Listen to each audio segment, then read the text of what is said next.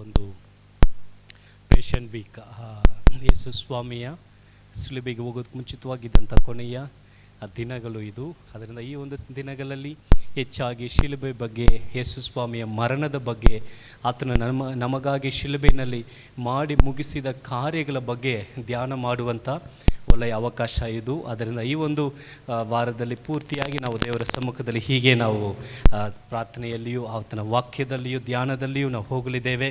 ಇದು ಮೊದಲನೇ ದಿನ. ಅದನ್ನ ಇರುವಂಥ ಸ್ಥಳದಲ್ಲಿ ನಾವೆಲ್ಲರೂ ಹಾಗೆ ಕಣ್ಣುಗಳನ್ನು ಮುಚ್ಚಿ ದೇವರ ಆಳ್ವಿಕೆಗೆ ಒಪ್ಪಿಸಿಕೊಟ್ಟು ಈ ಒಂದು ವಾರ ಪೂರ್ತಿಯಾಗಿ ನಡೆಯುವಂಥ ಈ ಒಂದು ಶಿಲುಬೆಯ ಕುರಿತಾದಂಥ ಧ್ಯಾನದ ಈ ಒಂದು ಸಮಯಗಳನ್ನು ದೇವರು ಆಳ್ವಿಕೆ ಮಾಡಿ ಆ ಗುಪ್ತ ರಹಸ್ಯಗಳನ್ನು ದೇವರು ಅದರ ಮೂಲಕವಾಗಿ ಇಟ್ಟಿರುವಂಥ ಅನೇಕ ಗುಪ್ತ ಒಂದು ಮಾಹಿತಿಗಳನ್ನು ದೇವರು ನಮಗೆ ತಿಳಿಯಪಡಿಸಿ ಆ ಒಂದು ತಿಳಿವಳಿಕೆಯಲ್ಲಿ ದೇವರು ನಮ್ಮನ್ನು ನಡೆಸಲಿ ಎಂಬುದಾಗಿ ನಾವೆಲ್ಲರೂ ಹಾಗೆ ಕಣ್ಣುಗಳನ್ನು ಮುಚ್ಚಿ ನಾವು ಪ್ರಾರ್ಥನೆಯೊಟ್ಟಿಗೆ ಈ ವಾರದ ಪ್ರತಿ ಕಾರ್ಯಗಳನ್ನು ನಾವು ದೇವರ ಸಮ್ಮುಖದಲ್ಲಿ ಇಟ್ಟು ಪ್ರಾರಂಭ ಮಾಡೋಣ. ಸ್ತೋತ್ರ ಕರ್ತನೆ, ಸ್ತೋತ್ರಪ್ಪ, ಸ್ತೋತ್ರ ರಾಜ. ನಿಮ್ಮನ್ನು ಸ್ತುತಿಸ್ತೇವೆ ಕರ್ತನೇ, ನಿಮ್ಮನ್ನು ಕೊಂಡಾಡುತ್ತೇವೆ. ಅತಿಶಯನಾದ ದೇವರೇ, ಅದ್ಭುತನಾದ ಕರ್ತನೆ, ರಾಜಾದಿ ರಾಜನೇ, ನಿನಗೆ ಸ್ತೋತ್ರ. ನಮಗಾಗಿ ಶಿಲುಬೆಯಲ್ಲಿ ಎಲ್ಲವನ್ನು ಮಾಡಿ ಮುಗಿಸಿದ ಒಳ್ಳೆಯ ಕರ್ತನೆ, ನಾವು ನಿಮ್ಮನ್ನು ಸ್ತುತಿಸ್ತೇವೆ ಅಪ್ಪ. ನೀನು ಮಾಡಿದ ನೀನು ತೋರಿಸಿದ ನಿನ್ನ ತ್ಯಾಗಕ್ಕಾಗಿ ನೀನು ನಮಗೋಸ್ಕರ ಮಾಡಿ ಮುಗಿಸಿದ ನಿನ್ನ ಕ್ರಿಯೆಗಳಿಗಾಗಿ ನಾವು ನಿಮ್ಮನ್ನು ಸ್ತುತಿಸ್ತೇವೆ ಅಪ್ಪ. ನಮ್ಮ ಮೇಲೆ ಇಟ್ಟಂಥ ಆ ನಿನ್ನ ಬಹುದೊಡ್ಡ ಪ್ರೀತಿಯನ್ನು ನಮಗೆ ನೀನು ಅಪ್ಪ ಶಿಲುಬೆಯ ಮರಣದ ಮೂಲಕ ನೀನು ತೋರಿಸಿಕೊಟ್ಟಿದ್ದಗಾಗಿ ನಿಮಗೆ ಸ್ತೋತ್ರ, ಸ್ತೋತ್ರ, ಸ್ತೋತ್ರ ಕರ್ತನೆ, ನಿನಗೆ ಸ್ತೋತ್ರ. ಪರಿಶುದ್ಧನಾದಂಥ ಒಳ್ಳೆ ಪರಲೋಕ ತಂದೆಯಾದ ದೇವರೇ, ಈ ಒಂದು ಶಿಲುಬೆಯ ಧ್ಯಾನದ ಕೂಟವನ್ನು ನಿನ್ನ ಆಳ್ವಿಕೆಗೆ ಒಪ್ಪಿಸಿ ಕೊಡುತ್ತಾ ಇದ್ದೇವೆ. ಈ ಮೊದಲನೇ ದಿನದಲ್ಲಿಯೂ ನಿನ್ನ ಸಮ್ಮುಖದಲ್ಲಿ ನಾವು ಬಂದಿದ್ದೇವೆ ಸ್ವಾಮಿ.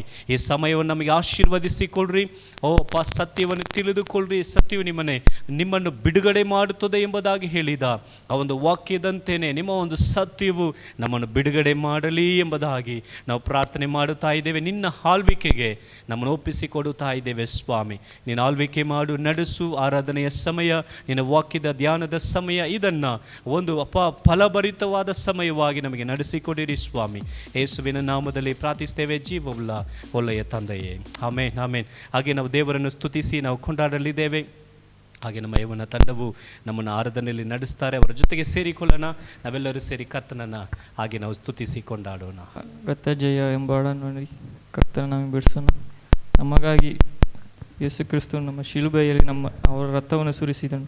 ಅರ್ಥದಿಂದ ನಮಗೆ ಜಯ ಉಂಟಾಯಿತು. ಅದಕ್ಕಾಗಿ ರಥ ಜಯ, ರಥ ಜಯ, ಕಲ್ವಾರಿ ಯೇಸುವಿನ ರಥ ಜಯ ಎಂಬ ಹಾಡನ್ನು ಕರ್ತನ ಬಿಡಿಸೋಣ.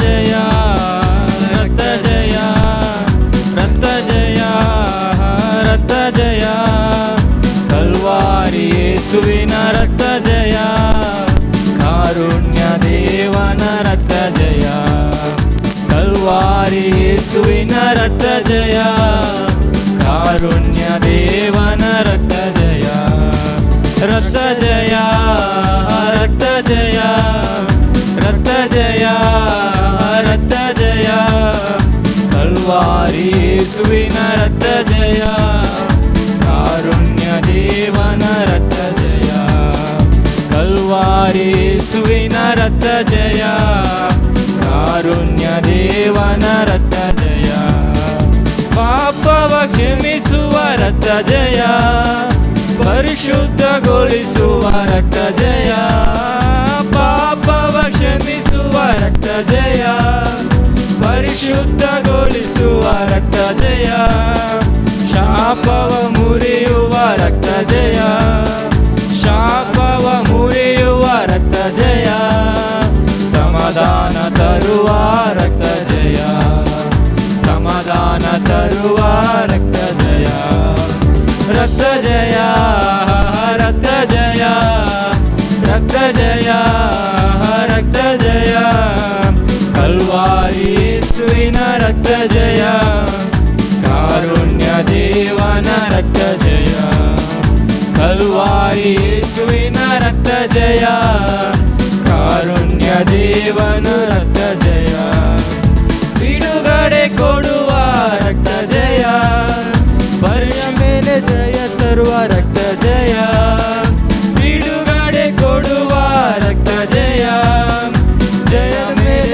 ತರುವ ರಕ್ತ ಜಯ, ಬಲಹೀನ ನೀಗುವ ರಕ್ತ ಜಯ, ಬಲಹೀನ ನೀಗುವ ರಕ್ತ ಜಯ, ಬಲವನ್ನು ನೀಡುವ ರಕ್ತ ಜಯ, ಬಲವನ್ನು ನೀಡುವ ರಕ್ತ ಜಯ, ರಕ್ತ ಜಯ, ರಕ್ತ ಜಯ, ರಕ್ತ ಜಯ, ರಕ್ತ ಜಯ, ಕಾರುಣ್ಯ ದೇವನ ರಕ್ತ ಜಯ, ಕಾರುಣ್ಯ ದೇವನ ರಕ್ತ ಜಯ, ಕಲ್ವಾರಿ ಯೇಸುವಿನ ರಕ್ತ ಜಯ, ಕಾರುಣ್ಯ ದೇವನ ರಕ್ತ ಜಯ, ನನಗಾಗಿ ಬೇಡುವ ರಕ್ತ ಜಯ, ಪ್ರತಿನಿತ್ಯ ಕಾಯುವ ರಕ್ತ ಜಯ, ನನಗಾಗಿ ಬೇಡುವ ರಕ್ತ ಜಯ, ಪ್ರತಿನಿತ್ಯ ಕಾಯುವ ರಕ್ತ ಜಯ, ನೀತಿವಂತನಾಗಿಸುವ ರಕ್ತ ಜಯ, ನೀತಿವಂತನಾಗಿಸುವ ರಕ್ತ ಜಯ, ನಿತ್ಯ ಜೀವ ತರುವ ರಕ್ತ ಜಯ, ನಿತ್ಯ ಜೀವ ತರುವ ರಕ್ತ ಜಯ, ರಕ್ತ ಜಯ, ರಕ್ತ ಜಯ, ರಕ್ತ ಜಯ, ರಕ್ತ ಜಯ, ಕಲ್ವಾರಿ ಯೇಸುವಿನ ರಕ್ತ ಜಯ, ಕಾರುಣ್ಯ ದೇವನ ರಕ್ತ ಜಯ, ಕಲ್ವಾರಿ ಯೇಸುವಿನ ರಕ್ತ ಜಯ, ಕಾರುಣ್ಯ ದೇವನ ರಕ್ತ ಜಯ, ವೈರ್ಯ ಸೋಲಿಸುವ ರಕ್ತ ಜಯ, ಎಂದೆಂದು ಸೌಖ್ಯ ಕೊಡುವ ರಕ್ತ ಜಯ, ವೈರ್ಯ ಸೋಲಿಸಿದ ರಕ್ತ ಜಯ, ಎಂದೆಂದು ಸೌಖ್ಯ ಕೊಡುವ ರಕ್ತ ಜಯ, ಅಧಿಕಾರ ನೀಡುವ ರಕ್ತ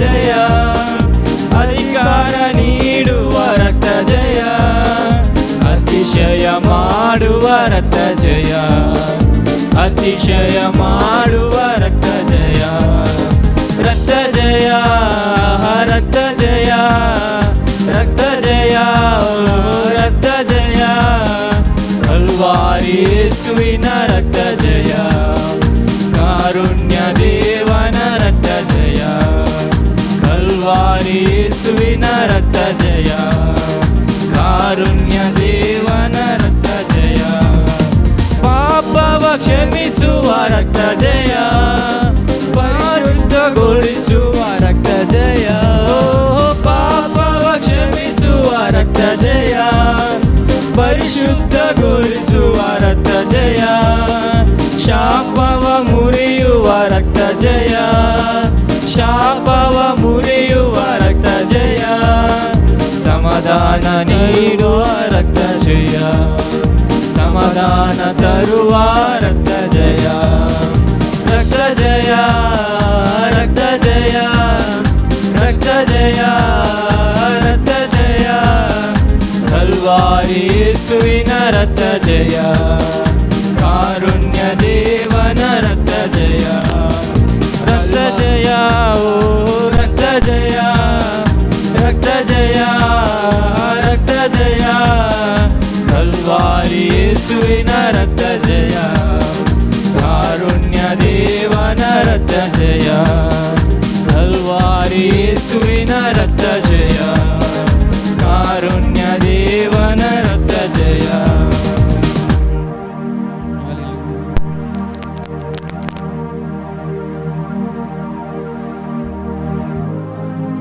ನಮಗಾಗಿ ಅದು ಶಿಲುಬೆಯಲ್ಲಿ ಚುಚ್ಚಲ್ಪಟ್ಟನು. ಆಮೆನ್. ಹಲ್ಲೆಲೂಯಾ. ನಮ್ಮ ಪಾಪಗಳನ್ನು ತೊಳೆಯಲು ನಮ್ಮ ಶುದ್ಧೀಕರಿಸಲು ಆತನು ಶಿಲುಬೆಯಲ್ಲಿ ಚುಚ್ಚಲ್ಪಟ್ಟನಾಗಿದ್ದಾನೆ. ಆಮೆನ್. ಹಲ್ಲೆಲೂಯಾ. ನಮ್ಮ ಮೇಲೆ ಅಷ್ಟೊಂದು ಮಮತೆ ಇಟ್ಟು ತನ್ನ ಜೀವವನ್ನು, ತನ್ನ ಸುಂದರವಾದ ರೂಪವನ್ನು ಆತನು ಒಂದು ಘೋರವಾದ ರೂಪವಾಗಿ ಮಾಡಿ ಶಿಲುಬೆಯಲ್ಲಿ ಚುಚ್ಚಲ್ಪಟ್ಟನು. ಆಮೆನ್. ಹಲ್ಲೆಲೂಯಾ. ನನ್ನಲ್ಲಿ ಮಮತೆ ಇಟ್ಟು ಆತ ಶಿಲುಬೆಯಲ್ಲಿ ಬಲಿಯಾಗಿದ್ದಾನೆ. ಆಮೆನ್. ಎಂಬುದಾಗಿ ಕರ್ತನ ನಾಮವನ್ನು ಹಲ್ಲೆಲೂಯಾ ಸ್ತುತಿಸೋಣ. ಆಮೆನ್. ಹಲ್ಲೆಲೂಯಾ.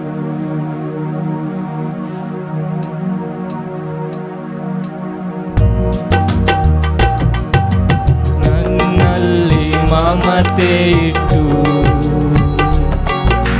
ಬಲಿಯಾದೆ ಶಿಲುಬೆಯಲ್ಲಿ,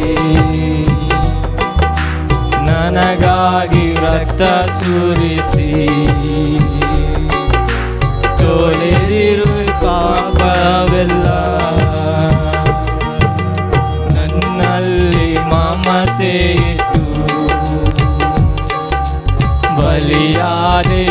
ಶಿಲುಬೆಯಲ್ಲಿ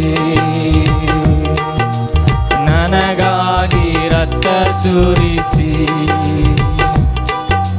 ತೊಳೆದೆ ನಿನ್ ಪಾಪವೆಲ್ಲ ಪ್ರತ್ಯೇಕಿಸಿದೆ ಜನಿಸೋ ಮುನ್ನ ನಿನಗಾಗಿ ಜೀವಿಸಲು ಪ್ರತ್ಯೇಕಿಸಿದೆ ಜನಿಸೋ ಮುನ್ನ ನಿನಗಾಗಿ ಜೀವಿಸಲು ಆರಾಧನೆ ನಿಮಗೆ ಅನುದಿನವೂ ನಿಮಗೆ ಆರಾಧನೆ ನಿಮಗೆ ಅನುದಿನವೂ ನಿಮಗೆ ತಂದೆಯಾದ ನಂದೇವನೇ ಕರ್ತನೇ ನನ್ನ ತಂದೆ ತಂದೆಯಾದ ನಂದೇವನೇ ನನ್ನ ಕರ್ತನೇ ನನ್ನ ತಂದೆ ಮಹಿಮೆಯು ಮಹತ್ವವು ನಿನಗೆ ತಾನೇ ಎಂದೆಂದಿಗೂ ಮಹಿಮೆಯು ಮಹತ್ವವು ನಿನಗೆ ತಾನೇ ಎಂದೆಂದಿಗೂ ಘನತೆಯು ಗೌರವವು ಕರ್ತನೇ ನಿನಗೆ ತಾನೇ ನನ್ನಲ್ಲಿ ಮಮತೆ ಇಟ್ಟು ಬಲಿಯಾದೆ ಶಿಲುಬೆಯಲ್ಲಿ ನನಗಾಗಿ ರಕ್ತ ಸುರಿಸಿ ತೊಳೆದೆ ನನ್ನ ಪಾಪವೆಲ್ಲ ಪ್ರತ್ಯೇಕಿಸಿದೆ ಜನಿಸೋ ಮುನ್ನ ನಿನಗಾಗಿ ಜೀವಿಸಲು ಪ್ರತ್ಯೇಕಿಸಿದೆ ಜನಿಸೋ ಮುನ್ನ ನಿನಗಾಗಿ ಜೀವಿಸಲು ಆರಾಧನೆ ನಿಮಗೆ ಅನುದಿನವೂ ನಿಮಗೆ ಆರಾಧನೆ ನಿಮಗೆ ಅನುದಿನವೂ ನಿಮಗೆ ರಕ್ತದಿಂದ ತಂದೆಯೊಂದಿಗೆ ಸಮಾಧಾನ ಪಡಿಸಿರುವೆ ರಕ್ತದಿಂದ ತಂದೆಯೊಂದಿಗೆ ಸಮಾಧಾನ ಪಡಿಸಿರುವೆ ನಿಷ್ಕಲಂಕ ಮಗನಾಗಿ ನನ್ನನ್ನು ನಿಲ್ಲಿಸಿರುವೆ ನಿಷ್ಕಲಂಕ ಮಗನಾಗಿ ನನ್ನನ್ನು ನಿಲ್ಲಿಸಿರುವೆ ಮಹಿಮೆಯು ಮಹತ್ವವು ನಿನಗೆ ತಾನೇ ಎಂದೆಂದಿಗೂ ನನ್ನಲ್ಲಿ ಮಮತೆ ಇಟ್ಟು ಬಲಿಯಾದೆ ಶಿಲುಬೆಯಲ್ಲಿ ನನಗಾಗಿ ರಕ್ತ ಸುರಿಸಿ ತೊಳೆದೆ ನಿನ್ ಪಾಪವೆಲ್ಲ ಪ್ರತ್ಯೇಕಿಸಿದೆ ಜನಿಸೋ ಮುನ್ನ ನಿನಗಾಗಿ ಜೀವಿಸಲು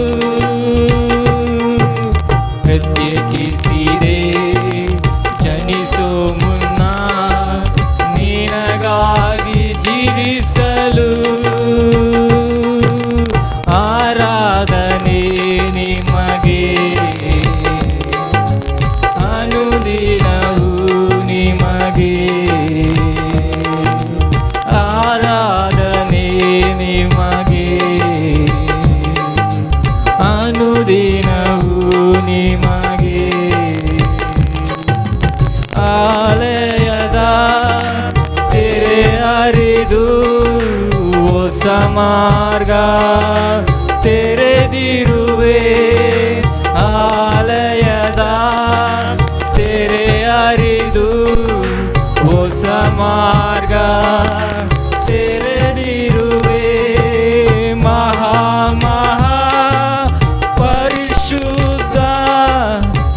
ಸ್ಥಳಕ್ಕೆ ನನ್ನ ನಡೆಸಿರುವೆ.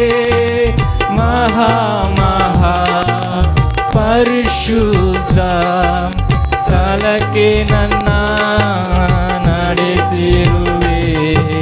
ಘನತೆಯು ಗೌರವವು ಕರ್ತನೇ ನಿನಗೆ ತಾನೇ. ನನ್ನಲ್ಲಿ ಮಮತೆ ಇಟ್ಟು ಬಲಿಯಾದೆ ಶಿಲುಬೆಯಲ್ಲಿ. ನನಗಾಗಿ ರಕ್ತ ಸುರಿಸಿ ತೊಳೆದೆ ನನ್ನ ಪಾಪವೆಲ್ಲ. ಪ್ರತ್ಯೇಕಿಸಿದೆ ಜನಿಸೋ ಮುನ್ನ ನಿನಗಾಗಿ ಜೀವಿಸಲು. ಪ್ರತ್ಯೇಕಿಸಿದೆ ಜನಿಸೋ ಮುನ್ನ ನಿನಗಾಗಿ ಜೀವಿಸಲು. ಆರಾಧನೆ ನಿಮಗೆ ಅನುದಿನವೂ ನಿಮಗೆ. ಆರಾಧನೆ ನಿಮಗೆ ಅನುದಿನವೂ ನಿಮಗೆ. ಆರಾಧನೆ ನಿಮಗೆ ಅನುದಿನವೂ ನಿಮಗೆ. ನನ್ನಲ್ಲಿ ಮಮತೆ ಇಟ್ಟು ಬಲಿಯಾದೆ ಶಿಲುಬೆಯಲ್ಲಿ. ನನಗಾಗಿ ರಕ್ತ ಸುರಿಸಿ ತೊಳೆದೆ ನನ್ನ ಪಾಪವೆಲ್ಲ. ಪ್ರತ್ಯೇಕಿಸಿದೆ ಜನಿಸೋ ಮುನ್ನ ನಿನಗಾಗಿ ಜೀವಿಸಲು. ಪ್ರತ್ಯೇಕಿಸಿದೆ ಜನಿಸೋ ಮುನ್ನ ನಿನಗಾಗಿ ಜೀವಿಸಲು. ಆರಾಧನೆ ನಿಮಗೆ ಅನುದಿನವೂ ನಿಮಗೆ. ಸ್ವಲ್ಪ ಸಮಯ ಎಲ್ಲರೂ ಎದ್ದು ನಿಂತು ಆತನು ಮಾಡಿದಂಥ ಉಪಕಾರಕ್ಕಾಗಿ ಆತನು ನಮಗಾಗಿ ಶಿಲುಬೆಯಲ್ಲಿ ಜಜ್ಜಲ್ಪಟ್ಟಂಥ ಕಾರ್ಯವನ್ನು ನೆನೆಸುತ್ತಾ ಆತನು ಸ್ತುತಿಸೋಣ. Hallelujah hallelujah. ಆರಾಧನೆ ನಿಮಗೆ ಅನುದಿನವೂ ನಿಮಗೆ.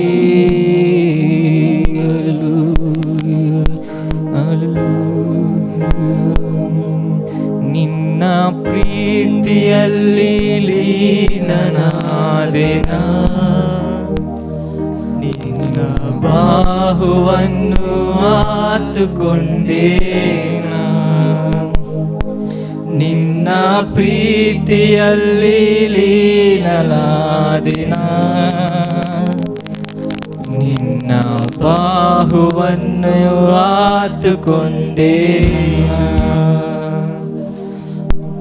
ಓ ಯೇಸುವೇ, ನಿನ್ನ ಪ್ರೀತಿಗೆ ಬದಲೇನನು ನೀಡಲಿ. ಓ ಯೇಸುವೇ, ನಿನ್ನ ಪ್ರೀತಿಗೆ ಬದಲೇನನು ನೀಡಲಿ. ನನ್ನ ಆತ್ಮವಾ ನನ್ನ ದೇಹವಾ ಸಮರ್ಪಿಸುತ್ತಾ ನಾ ಹಾಡುವೆ. ನನ್ನ ಆತ್ಮವಾ ನನ್ನ ದೇಹವಾ ಸಮರ್ಪಿಸುತ್ತಾ ನಾ ಹಾಡುವೆ. ನಿನ್ನ ನಿನ್ನ ಪ್ರೀತಿಯಲ್ಲಿ ಲೀನನಾದೆನ, ನಿನ್ನ ಬಾಹುವನ್ನು ಆತುಕೊಂಡೇನ, ನಿನ್ನ ಪ್ರೀತಿಯಲ್ಲಿ ಲೀನನಾದೆನ, ನಿನ್ನ ಬಾಹುವನ್ನು ಆತುಕೊಂಡೇನ. ಕೋಮಲವಾದ ಆಕರಗಳು ನನ್ನ ಪಾಪಕ್ಕೆ ಘೋರವಾಯಿತು, ಕೋಮಲವಾದ ಆಕರಗಳು ನನ್ನ ಪಾಪಕ್ಕೆ ಘೋರವಾಯಿತು. ಆಕರಗಳೇ ಈ ಪಾಪಿಯ ಅಪ್ಪಿಕೊಳ್ಳಲು ಸಿದ್ಧವಾಯಿತು.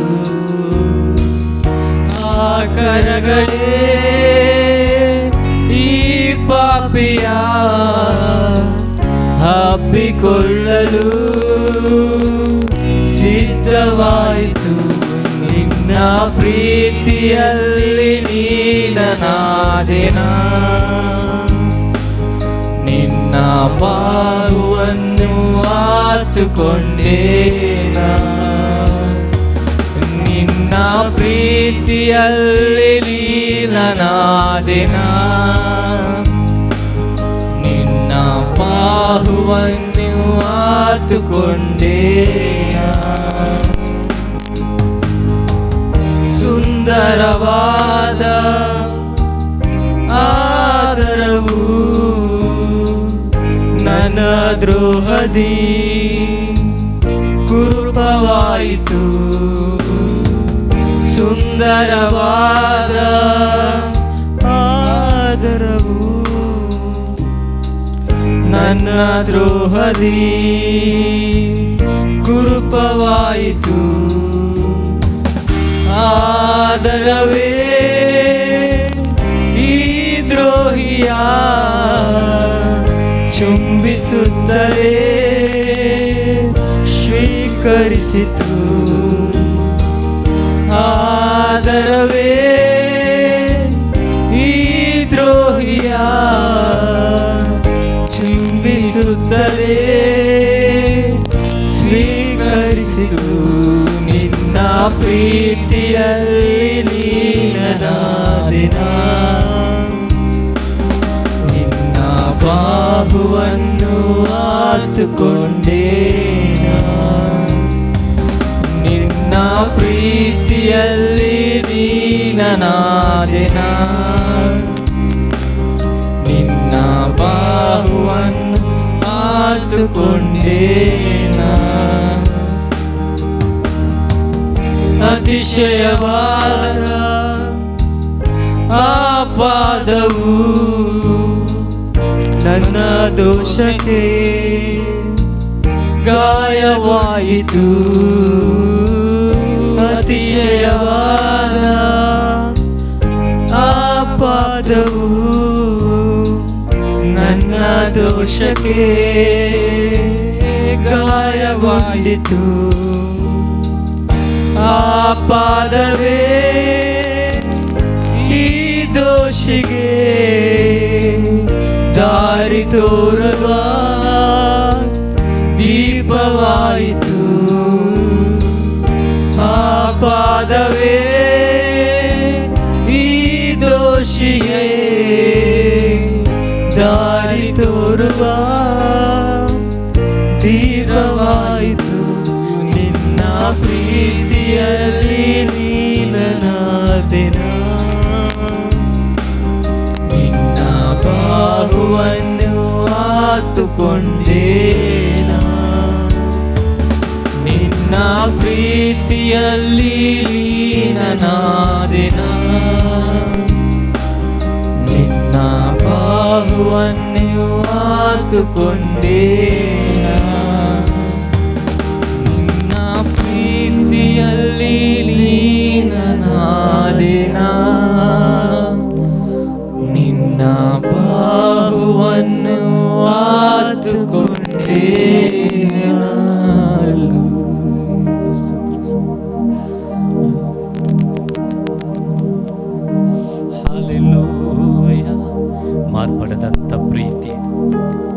ದೇವರ ಪ್ರೀತಿ.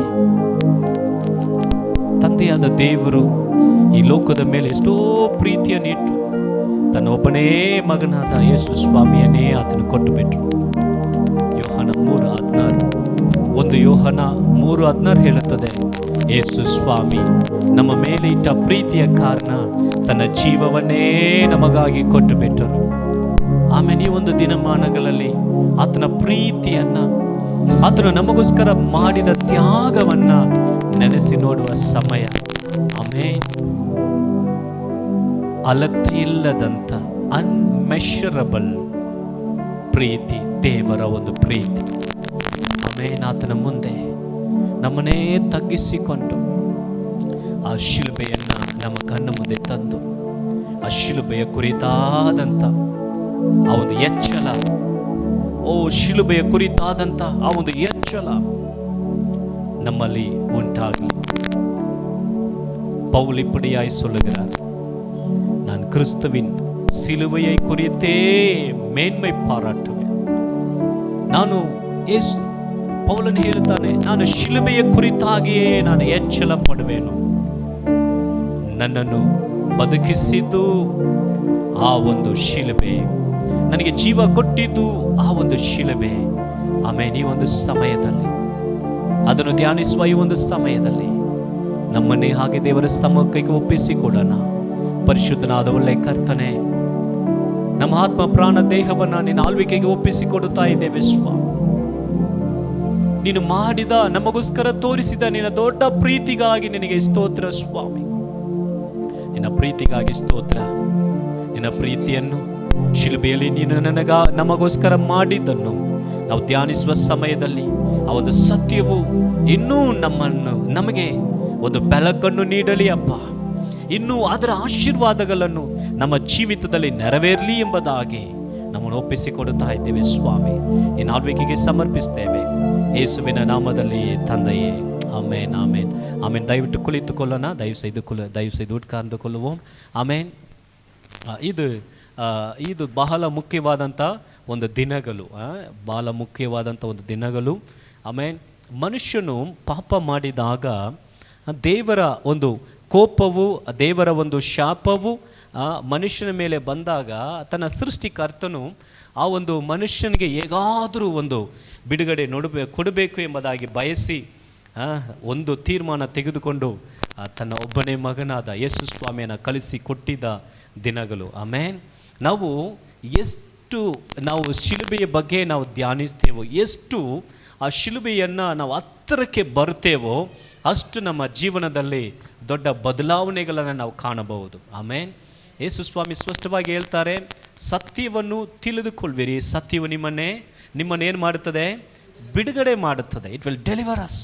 ಅದು ನಮ್ಮನ್ನು ಬಿಡುಗಡೆ ಮಾಡುತ್ತದೆ. ಯಾವಾಗ ನಾವು ಸತ್ಯವನ್ನು ಹೆಚ್ಚಾಗಿ ತಿಳಿದುಕೊಳ್ಳುವಾಗ, ಕರ್ತನ ಬಗ್ಗೆ, ಆ ಸತ್ಯದ ಬಗ್ಗೆ ನಾವು ಹೆಚ್ಚಾಗಿ ತಿಳಿದುಕೊಳ್ಳುವ ಎಲ್ಲ ಸಮಯಗಳು ನಮಗೇನು ಮಾಡುತ್ತದೆ ಅಂದರೆ ದೊಡ್ಡ ಬಿಡುಗಡೆಯನ್ನು ಕೊಡುತ್ತದೆ. ಆಮೇನ್. ಅದರಿಂದ ಇದು ಒಂದೊಂದು ಸಾರಿನೂ ಈ ರೀತಿಯಲ್ಲಿ ನಾವು ಬರುವಾಗ, ಆ ವಾಕ್ಯದಲ್ಲಿ ನಾವು ಧ್ಯಾನಿಸುವಾಗ ದೇವರು ವ್ಯತ್ಯಾಸವಾಗಿ ಕಾರ್ಯಗಳನ್ನು ನಡೆಸುವುದನ್ನು ನಾವು ಅನುಭವಿಸಲು ಸಾಧ್ಯ ಆಗ್ತಾ ಇದೆ. ಈವನ್ ನಾವು ನೋಡುವಾಗ ಸತ್ಯವೇದ, ನಾನು ಅವಾಗ ಅದೇ ಹೇಳ್ತೀನಿ, ಸತ್ಯವೇದದಲ್ಲಿ 66 ಪುಸ್ತಕಗಳು ಇದೆ ಅಷ್ಟೇ. ಆದರೆ ಆ ಒಂದು 66 ಪುಸ್ತಕಗಳಲ್ಲಿ ನಮಗೆ ಇಷ್ಟು ಮಾತ್ರ ಅಂತ ಹೇಳಲಾರಷ್ಟು ಪ್ರಕಟಣೆಗಳು ಇದೆ. ಈವನ್ ಒಂದೊಂದು ವಾಕ್ಯದಲ್ಲಿ ದೇವರು ಎಂಥ ಒಂದು ಪ್ರಕಟಣೆಗಳನ್ನು ಕೊಡುತ್ತಾರೆ. ನಾವು ಕೆಲವರು ಹುಟ್ಟಿದಾಗಿಂದ ನಾವು ದೇವರ ವಾಕ್ಯವನ್ನು ಕೇಳ್ತಾ ಇದ್ದೇವೆ. ಈಗ ನೋಡುವಾಗ ಹೊಸದಾಗಿದೆ. ಇವು ನನಗೂ ಹಾಗೆ ಹೊಸದಾಗಿ ಅನಿಸ್ತಾ ಇದೆ. ನಾನು 10 ವರ್ಷದ ಹಿಂದೆ ಕೇಳಿದ, ಓದಿದ, ನೋಡಿದ ಆ ಒಂದು ಸತ್ಯಕ್ಕಿಂತ ಈಗ ನೋಡುವಾಗ ತುಂಬ ವ್ಯತ್ಯಾಸವಾಗಿದೆ. ಸೇಮ್ ಬೈಬಲ್, ಅದೇ ವಾಕ್ಯಗಳು, ಅದರ ದೇವರು ಕೊಡುವಂಥ ಪ್ರಕಟಣೆಗಳು, ಅದು ಬಹಳ ಮುಖ್ಯ. ಆಮೇಲೆ ಅದರಿಂದ ಈ ಒಂದು ದಿನಮಾನಗಳಲ್ಲಿ ಅದರ ಕುರಿತಾಗಿ ನಾವು ಈ ಒಂದು 3 days, ನಮಗೆ ಇವತ್ತು ನಾಳೆ ಮಂಗಳವಾರ, ಬುಧವಾರ ನಮಗೆ ಈ ಒಂದು ಮೆಡಿಟೇಷನ್ ಇರ್ತದೆ. ಈವನ್ ಗುರುವಾರನೂ ನಮಗೆ ಯೇಸು ಸ್ವಾಮಿಯ ಒಂದು ಶಿಲುಬೆಯ ಆ ಒಂದು ಕಮ್ಯೂನಿಯನ್, ಯೇಸು ಸ್ವಾಮಿ ಆಚರಿಸಿದಂಥ ಬಸ್ಕ, ಅದು ಆ ದಿನ ಬಸ್ಕದ ಆ ಒಂದು ಸಂಜೆ ಅದನ್ನು ನಾವು ಕಮ್ಯೂನಿಯನ್ ತೆಗೆದುಕೊಳ್ಳಲಿದ್ದೇವೆ. ನಂತರ ಶುಭ ಶುಕ್ರವಾರ ಆರಾಧನೆ ಇದೆ, ಅದರಲ್ಲಿ ಕೂಡ ನಾವು ಏನು ಮಾಡಲಿದ್ದೇವೆ? ಪಾಲ್ಗೊಳ್ಳಲಿದ್ದೇವೆ. ಅದನ್ನ ಈ ಒಂದು ದಿನಮಾನಗಳಲ್ಲಿ ದೇವರು ನಮ್ಮನ್ನು ನಡೆಸುವ ಪ್ರಕಾರ ನಾವು ಕಾರ್ಯಗಳನ್ನು ನಾವು ಮುಂದೆ ಒರೆಸಿ ನಾವು ಹೋಗೋಣ. ಆಮೇಲೆ ಅಬ್ರಹಾಮನು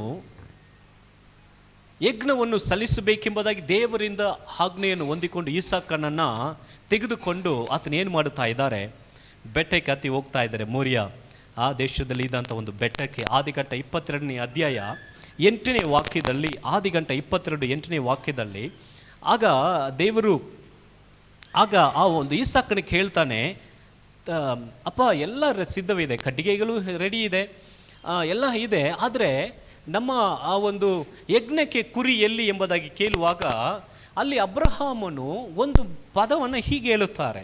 ಏನು ಹೇಳುತ್ತಾರೆ ಅಂದರೆ, ಕನ್ನಡದಲ್ಲಿ ಅದನ್ನು ಓದಕ್ಕೆ ಸಾಧ್ಯನಾ?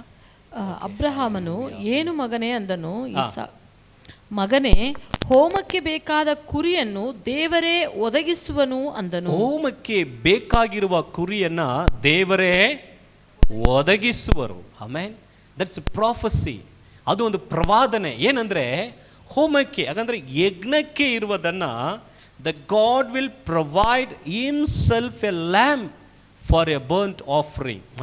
ಯಜ್ಞಕ್ಕೆ ಇರುವಂಥ ಕುರಿಯನ್ನ ಏನು ಮಾಡ್ತಾರೆ, ದೇವರೇ ಒದಗಿಸಿ ಕೊಡುತ್ತಾರೆ. ಅದಕ್ಕೂ ಈ ಒಂದು ಶಿಲುಬೆಗೂ ಏನಿದೆ ಅಂದರೆ, ಈ ಒಂದು ಯೇಸು ಸ್ವಾಮಿಯ ಮರಣಕ್ಕೂ ಏನಿದೆ, ಒಂದು ಸಂಬಂಧ ಇದೆ. ದೇವರೇ ಏನು ಮಾಡ್ತಾರೆ, ಕುರಿಯನ್ನು, ಯಜ್ಞಕ್ಕೆ ಇರುವಂಥ ಕುರಿಯನ್ನು ಅವ್ರು ಏನು ಮಾಡ್ತಾರೆ ನೋಡಿಕೊಳ್ತಾರೆ. ನೋಡಿ, ಪ್ರಕಟಣೆ 12ನೇ ಅಧ್ಯಾಯದಲ್ಲಿ 8ನೇ ವಾಕ್ಯವನ್ನು ಓದುವಾಗ ಈ ಒಂದು ಕುರಿಮರಿ, ಪ್ರಕಟಣೆ 12:8, ಪ್ರಕಟಣೆ வெளிப்படுத்தல் 12வது அதிகாரம் 8வது வசனம். ಪರಲೋಕದೊಳಗೆ ಅವರಿಗೆ ಸ್ಥಾನವು ತಪ್ಪಿ ಹೋಯಿತು. ಭೂಲೋಕದವರನ್ನೆಲ್ಲ ಮರಳುಗೊಳಿಸುವ ಆ ಮಹಾ ಘಟಸರ್ಪನು, ಅಂದರೆ ಪಿಶಾಚಿನಂತಲೂ ಸೈತಾನಂತಲೂ ಹೆಸರುಳ್ಳ ಪುರಾತನ ಸರ್ಪವು ದೊಬ್ಬಲ್ಪಟ್ಟು ಭೂಮಿಗೆ ಬಿದ್ದನು. ತಮಿಳಿல்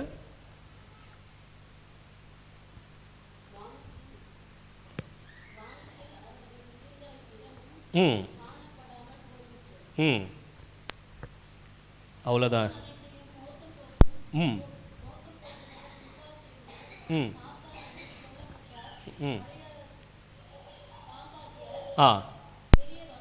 வலு சர்ப்ப விழ தள்ளப்பட்டது.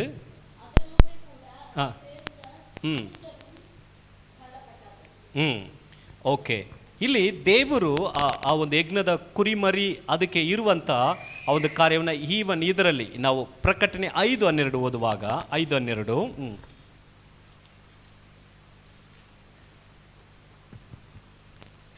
ಅವರ ಸ್ವರವು ನನಗೆ ಕೇಳಿಸಿತು. ಅವರು ಮಹಾಶಬ್ದದಿಂದ ವಧಿತನಾದ ಕುರಿಯಾದಾತನು ಬಲ, ಐಶ್ವರ್ಯ, ಜ್ಞಾನ, ಸಾಮರ್ಥ್ಯ, ಮಾನ, ಪ್ರಭಾವ, ಸ್ತೋತ್ರಗಳನ್ನು ಹೊಂದುವುದಕ್ಕೆ ಯೋಗ್ಯನು ಎಂದು ಹೇಳುತ್ತಾ ಇದ್ದಾರೆ. ಯಾರಿಗೆ? ಯಜ್ಞದ ವಧಿತನಾದ ಕುರಿಯಾದಾತನು.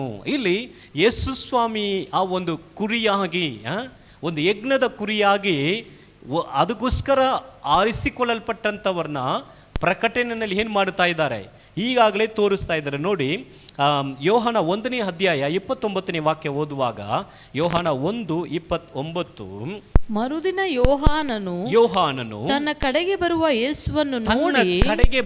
ಯೇಸುವನ್ನ ನೋಡಿ, ಅಗೋ ಯಜ್ಞಕ್ಕೆ ದೇವರು ನೇಮಿಸಿದ ಕುರಿ, ಹಾಗೋ ಯಜ್ಞಕ್ಕೆ ದೇವರು ನೇಮಿಸಿದಂತ ಕುರಿ, ಲೋಕದ ಪಾಪವನ್ನು ನಿವಾರಣೆ ಮಾಡುವವರು. ಆಮೇಲೆ ಲೋಕದ ಪಾಪವನ್ನು ನಿವಾರಣೆ ಮಾಡುವಂಥ ಯಜ್ಞದ ಕುರಿ.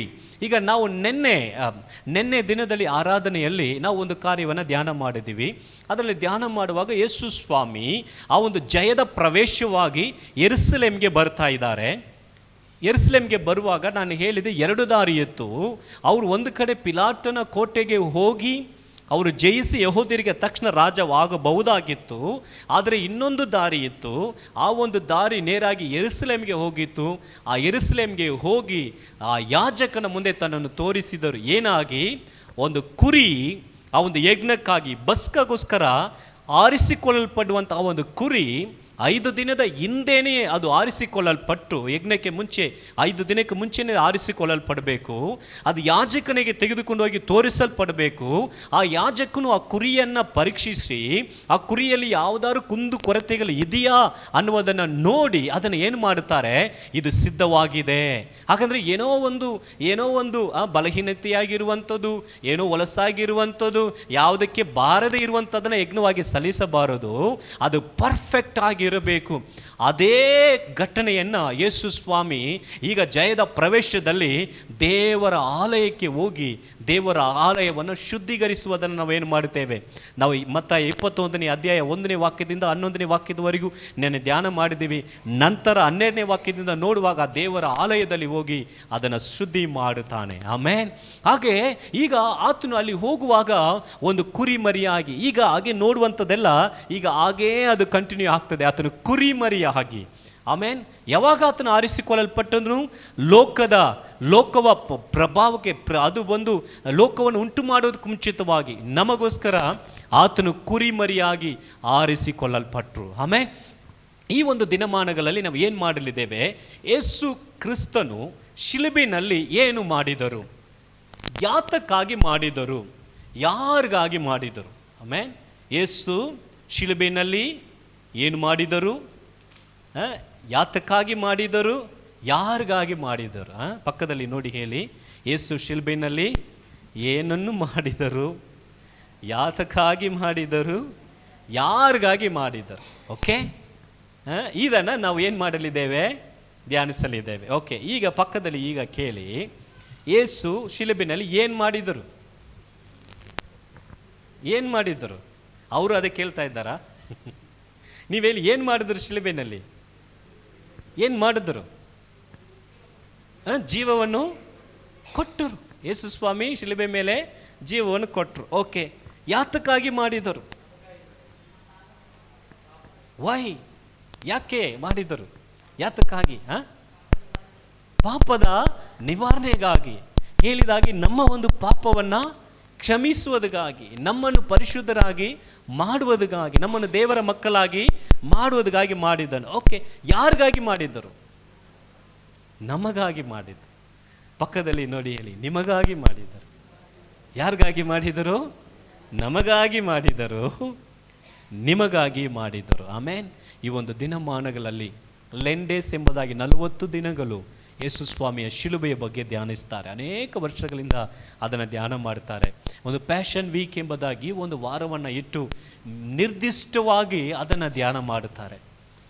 ಈ ಒಂದು ಗುಡ್ ಫ್ರೈಡೇ ಬರುವಾಗ, ಶುಭ ಶುಕ್ರವಾರ ಬರುವಾಗ, ಆ ಒಂದು ದಿನದಲ್ಲಿ ಯೇಸು ಸ್ವಾಮಿಯ 7 ಶಬ್ದದ ನುಡಿಗಳು, 7 ವರ್ಡ್ಸ್ ಫ್ರಮ್ ದ ಕ್ರಾಸ್, ಯೇಸು ಸ್ವಾಮಿ ಶಿಲುಬೆನಲ್ಲಿ ಇದ್ದಾಗ ಹೇಳಿದ 7 ಮಾತುಗಳನ್ನು, ಶಬ್ದದ ನುಡಿಗಳು. ಯೇಸು ಸ್ವಾಮಿಯ ಇನ್ನೊಂದು ಇಂಗ್ಲೀಷ್ನಲ್ಲಿ ಹೇಳುವಾಗ ಹೀಗೆ ಹೇಳ್ತಾರೆ, ಗೋಲ್ಡನ್ ವರ್ಡ್ಸ್, ಚಿನ್ನದ ಪದಗಳು ಯೇಸು ಸ್ವಾಮಿ ಶಿಲುಬೆನಲ್ಲಿ ಹೇಳಿದ್ದು. ಕೆಲವು ಸತಿ ನಾವು ಹುಟ್ಟಿದಾಗಿಂದ ಕೇಳಿ ಅದೇನು ದೇವರೇ ಇವರನ್ನು ಕ್ಷಮಿಸು, ಇದು ನಿನ್ನ ಮಗ, ನಾನು ದಾಹವಾಗಿದ್ದೇನೆ ಅನ್ಕೋಬಿಡ್ತೇವೆ. ಬಟ್ ಅದನ್ನು ನಾವು ಆಳವಾಗಿ ಹೋಗುತ್ತಾ ಅದರಲ್ಲಿರುವಂಥ ಸತ್ಯಗಳು ಒಬ್ಬ ಮನುಷ್ಯನಲ್ಲಿ ಬರುವಾಗ ಆತನ ಜೀವನವೇ ತಲೆ ಕೆಳಗಾಗಿ ಮಾರ್ಪಡಿಸುತ್ತೆ. ಆಮೇಲೆ ಹಲ್ಲೆಲೂಯಾ. ಪೌಲನನ್ನು ಚೇಂಜ್ ಮಾಡಿದ್ದು ಏನು ಗೊತ್ತಾ? ಯೇಸು ಸ್ವಾಮಿಯ ಶಿಲುಬೆ. ಆಮೇನ್. ಯೇಸು ಸ್ವಾಮಿ ಹೇಗೆ ಪೌಲನನ್ನು ಸಂಧಿಸಿದ್ರು ಗೊತ್ತಾ? ಯೇಸು ಸ್ವಾಮಿ ಆತನ ಮುಂದೆ ಬಂದರು. ಯೇಸು ಸ್ವಾಮಿಯನ್ನು ಅದರ ಮುಂಚೆ ಪೌಲನು ನೋಡಿದ್ದಾರಾ? ಓ, ಇದೇನು ಹೊಸ ಪ್ರಶ್ನೆ ಆಗಿದೆ. ಪೌಲನು ಯೇಸು ಸ್ವಾಮಿಯನ್ನು ಸಂಧಿಸಿದ್ದಾರಾ? ಇಲ್ಲ. Confident? Are you confident? Okay, ಸಂಧಿಸಿಲ್ಲ. ಹಾಗಾದರೆ ಅವ್ರಿಗೆ ಹೇಗೆ ಗೊತ್ತಾಯಿತು ದಿಸ್ ಇಸ್ ಜೀಸಸ್ ಎಂಬುದಾಗಿ?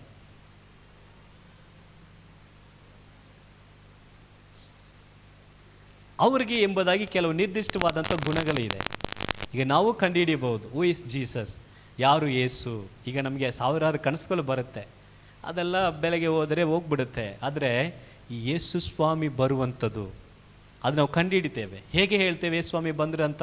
ಕೆಲವರು ಹೇಳ್ತಾರೆ, ಯೇಸು ಸ್ವಾಮಿ ನನ್ನ ಕನಸಲ್ಲಿ ಹಾಗೆ ಮುಳ್ಳು ಕಿರೀಟವನ್ನು ಧರಿಸಿದವರಾಗಿ, ರಕ್ತ ಸುರಿಸಿದವರಾಗಿ ಬಂದು, ಮಗಳೇ ನಿನಗೋಸ್ಕರ ಮಾಡಿದ್ದೀನಿ ಎಂಬುದಾಗಿ ತೋರಿಸ್ತಾರೆ. The vision. ಅನೇಕರ ಒಂದು ವಿಷನ್ ಏನಂದರೆ ಮರೆಯೋಕ್ಕಾಗಲ್ಲ.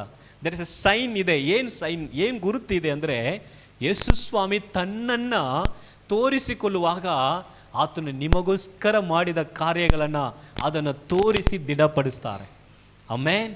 ಪೌಲನ ಜೊತೆಗೆ ಡೈರೆಕ್ಟಾಗಿ ಮಾತಾಡಿದ್ರು. ಪೌಲ, ನಾನು ಯಾರಂತ ನಿನಗೆ ಗೊತ್ತಿಲ್ಲ, ನಾನೇ ಯೇಸು, ಐ ಆಮ್ ಜೀಸಸ್ ಅಂತ ಹೇಳಿದಾಗ ಇಮಿಡಿಯೇಟ್ ಅವ್ರಿಗೆ ಗುರುತು ಬಂತು. ಹೇಗೆ?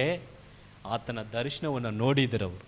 ಅದಕ್ಕೆ ಆತನು ಬರೆಯುವಾಗ, ಪತ್ರಿಕೆಗಳಲ್ಲಿ ಬರೆಯುವಾಗ ಅವ್ರು ಹೇಳುವ ಪ್ರತಿ ಸಮಯದಲ್ಲಿ ಒಂದೇ ಹೇಳ್ತಾರೆ, ಅವರು ಪೌಲನು ಬಂದು ಆಲ್ಮೋಸ್ಟ್ ಒಬ್ಬ ದೊಡ್ಡ ಐಶ್ವರ್ಯವಂತನು, ಏನಿಲ್ಲದೆ ಅವರು ಬಂದವರಲ್ಲ. ಅವ್ರಿಗೆ ಆಗ ಹೇಳ್ತಾರೆ ಬೈಬಲ್ ಸ್ಕಾಲರ್ಸ್, ಅವ್ರಿಗೆ ಸ್ವಂತವಾಗಿ ಬೋಟ್ ಕೂಡ ಇತ್ತಂತೆ, ಯಾಕಂದರೆ ಶಿಪ್, ದೊಡ್ಡ ಶಿಪ್ ಇತ್ತು, ದೊಡ್ಡ ಐಶ್ವರ್ಯವಂತರು, ರೋಮ ಪ್ರಜಾಪ್ರಭುತ್ವವನ್ನು ಹೊಂದಿದವರು. ಆ ಒಂದು ಕಾಲದಲ್ಲಿ ರೋಮ್ದವರೇ ಏನು ಮಾಡ್ತಾ ಇದ್ರು? ಆಡಳಿತ ಮಾಡ್ತಾ ಇದ್ರು. ಹಾಗಂದರೆ ಅದರಲ್ಲಿ ಇವರಿಗೆ ಹಕ್ಕಿದೆ, ಗಟ್ಸ್ ಇದೆ, ಇವ್ರು ಮಾತಾಡ್ಬೋದು, ಇವ್ರು ಯಾರು ಎದುರಿಸೋಕ್ಕಾಗಲ್ಲ, ಯಾರು ಅವರಿಗೆ ನ್ಯಾಯ ತೀರ್ಸೋಕ್ಕಾಗಲ್ಲ. ಈವನ್ ಯಹೂದಿಯರು ಪೌಲನ್ನು ಹಿಡಿದುಕೊಂಡಾಗ ಆತನು ಹೇಳ್ತಾನೆ, ನಾನು ರೋಮ ಪ್ರಜಾ ಉಳ್ಳವನು ಅಂದ ತಕ್ಷಣ ಇವರಿಗೆ ಭಯ ಆಯಿತು. ಏನನ್ಬಿಟ್ರು? ಇಲ್ಲಪ್ಪ, ನೀನು ರಾಯನ ಥರನೇ ಹೋಗಬೇಕು. ಯಾಕೆ? ಇಸ್ ಎ ಮೇನ್ ಲೀಡರ್, ನನಗೆ ಪ್ರೈಮ್ ಮಿನಿಸ್ಟರ್ ಗೊತ್ತಪ್ಪ ಅಂತ ಹೇಳಿದ ತಕ್ಷಣ ಇವರಿಗೆ ಭಯ ಆಯಿತು. ಅಂಥ ಒಂದು ಗಟ್ಸ್ ಉಳ್ಳವರು, ಬ್ರಿಲಿಯಂಟ್, ಜ್ಞಾನವಂತನು, ಎಲ್ಲ ತಿಳಿದಂಥ ಆತನು ಒಂದು ಮಾತು ಹೇಳ್ತಾನೆ, ಇದೆಲ್ಲ ನನಗೆ ಉನ್ನತ ಅಲ್ಲ, ದ ಕ್ರಾಸ್. ಆಮೇನ್. ಶಿಲುಬೆಯ ಕುರಿತಾಗಿ ನಾನು ಎಚ್ಚರ ಪಡುವೆನು. ಆಮೇನ್. ಶಿಲುಬೆಯ ಕುರಿತಾಗಿ ನಾನು ಎಚ್ಚರ ಪಡುವೆನು ಅಂತ ಈ ಒಂದು ದಿನಮಾನಗಳಲ್ಲಿ ಇದರ ಬಗ್ಗೆ ನಾವು ಹೆಚ್ಚಾಗಿ ಧ್ಯಾನ ಮಾಡಲಿದ್ದೇವೆ. ಈ ಒಂದು ಯೇಸು ಸ್ವಾಮಿ ಶಿಲುಬೆಯಲ್ಲಿ ನಮಗೋಸ್ಕರ ಸತ್ತಂಥ ಆ ಒಂದು ಕಾರ್ಯಗಳು ನಾವು ಧ್ಯಾನ ಮಾಡುವ ಸಮಯಗಳಲ್ಲಿ ಅದರ ಗುಪ್ತ ಕಾರ್ಯಗಳನ್ನು ನಾವು ಏನು ಮಾಡ್ತೇವೆ, ಹೆಚ್ಚಾಗಿ ಅದರ ಒಂದು ಸತ್ಯಗಳು ನಮ್ಮ ಒಳಗಡೆ ಹೋಗುತ್ತಾ ನಮ್ಮಲ್ಲಿ ಆ ಒಂದು ಆತ್ಮಿಕ ಒಂದು ಕಾರ್ಯಗಳಲ್ಲಿ ಒಂದು ರೂಪಾಂತರ ಕೊಡುತ್ತೆ. That will change. ಪೌಲನಿಗೆ ಒಂದೇ ದರ್ಶನ, ಇಟ್ಸ್ ಓನ್ಲಿ ಒನ್ ವಿಷನ್. ಏನು ವಿಷನ್? ಯೇಸು ಸ್ವಾಮಿ ನನ್ನನ್ನು ಹಿಂಸಿಸುವಂಥದ್ದು ನಿನಗೆ ಲೇಸಾಗಿದೆಯಾ, ನೀನು ನನ್ನನ್ನು ಹಿಂಸಿಸಿದೆಯಾ?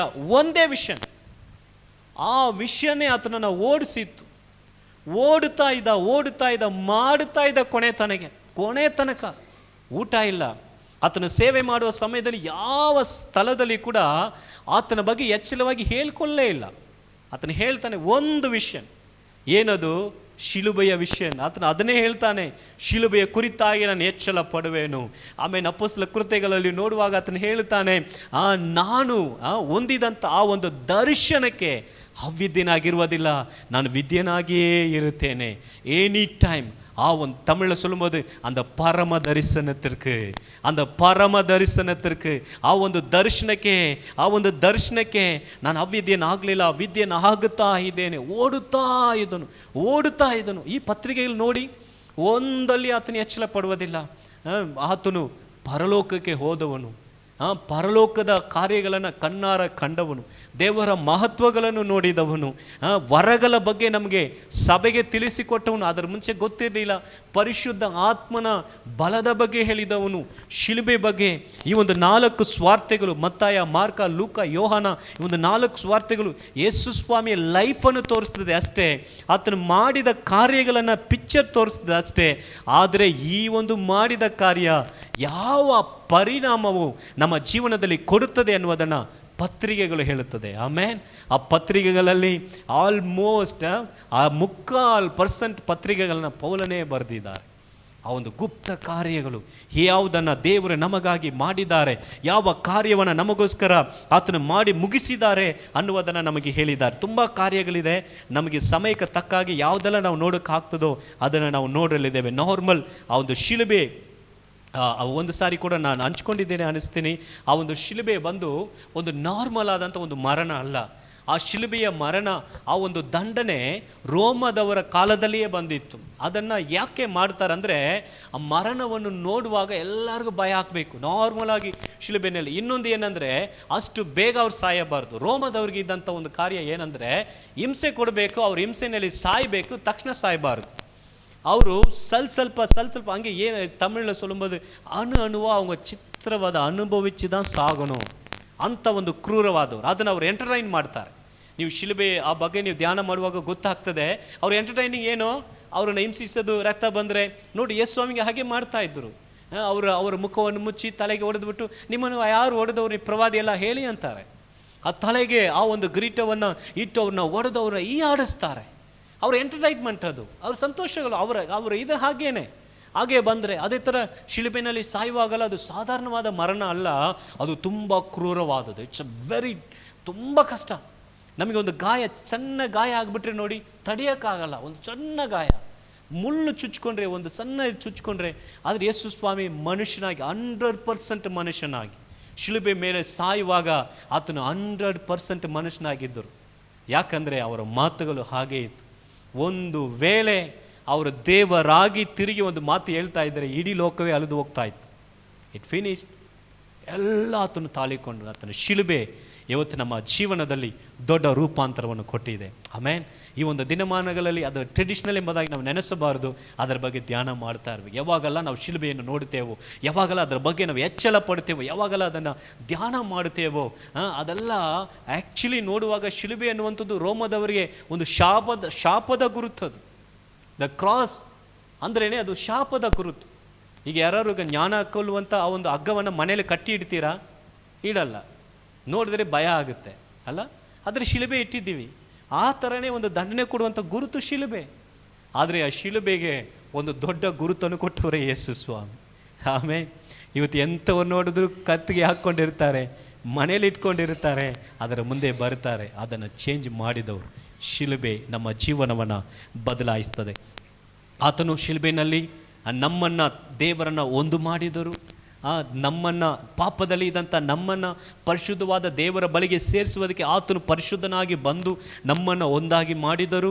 ತಂದೆಯ ಬಳಿಗೆ ಹೋಗುವಂಥ ಒಂದು ಹಕ್ಕನ್ನು ಕೊಟ್ಟರು. ಪಾಪಿಯಾದ ನಮ್ಮನ್ನು, ನಮ್ಮ ಪಾಪಗೋಸ್ಕರ ಆತನು ಪರಿಹಾರವನ್ನು ಸಲ್ಲಿಸಿ ಈಗಲೂ ಕೂಡ ಆತನು ಪರಲೋಕದಲ್ಲಿ ನಮಗೋಸ್ಕರ ಆತನು ಮಾತಾಡ್ತಾ ಇದ್ದಾನೆ. ಆತನ ಒಂದು ಪ್ರೀತಿ ಎಷ್ಟು ದೊಡ್ಡದಾಗಿ. ಇವತ್ತು ನಾನು ನಿಮ್ಮ ಬಳಿಗೆ ಹಂಚಿಕೊಳ್ಳಿರುವಂಥ ಬಹಳ ಮುಖ್ಯವಾದಂಥ ಒಂದು ಕಾರ್ಯ ಏನಂದರೆ, ಅದರ ಬಗ್ಗೆ ನಾವು ಕಂಟಿನ್ಯೂ ಮಾಡೋಣ. ದೇವರ ಚಿತ್ತವಿದ್ದರೆ ಎಷ್ಟು ನಮಗೆ ಆಗ್ತದೆ ಅದನ್ನು ನೋಡಿದ್ರೆ ಇದೆಲ್ಲ ತುಂಬ ದೊಡ್ಡ ಡೀಪಾಗಿ ಹೋಗ್ತಾ ಇರುವಂಥ ಕಾರ್ಯ. ಶಿಲುಬೆಯ ಮರಣದ ಮೂಲಕವಾಗಿ ಯಾವುದನ್ನು ನಮ್ಮ ಜೀವನದಲ್ಲಿ ಯೇಸು ನೆರವೇರಿಸಿದರು?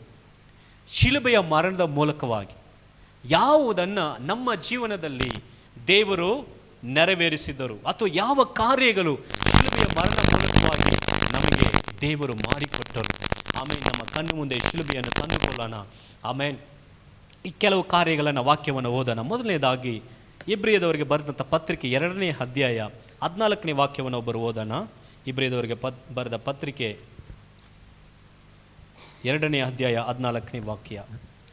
ಇದಲ್ಲದೆ ಮಕ್ಕಳು ರಕ್ತ ಮಾಂಸಧಾರಿಗಳಾಗಿರುವುದರಿಂದ ಆತನು ಅವರಂತೆಯೇ ಆದನು.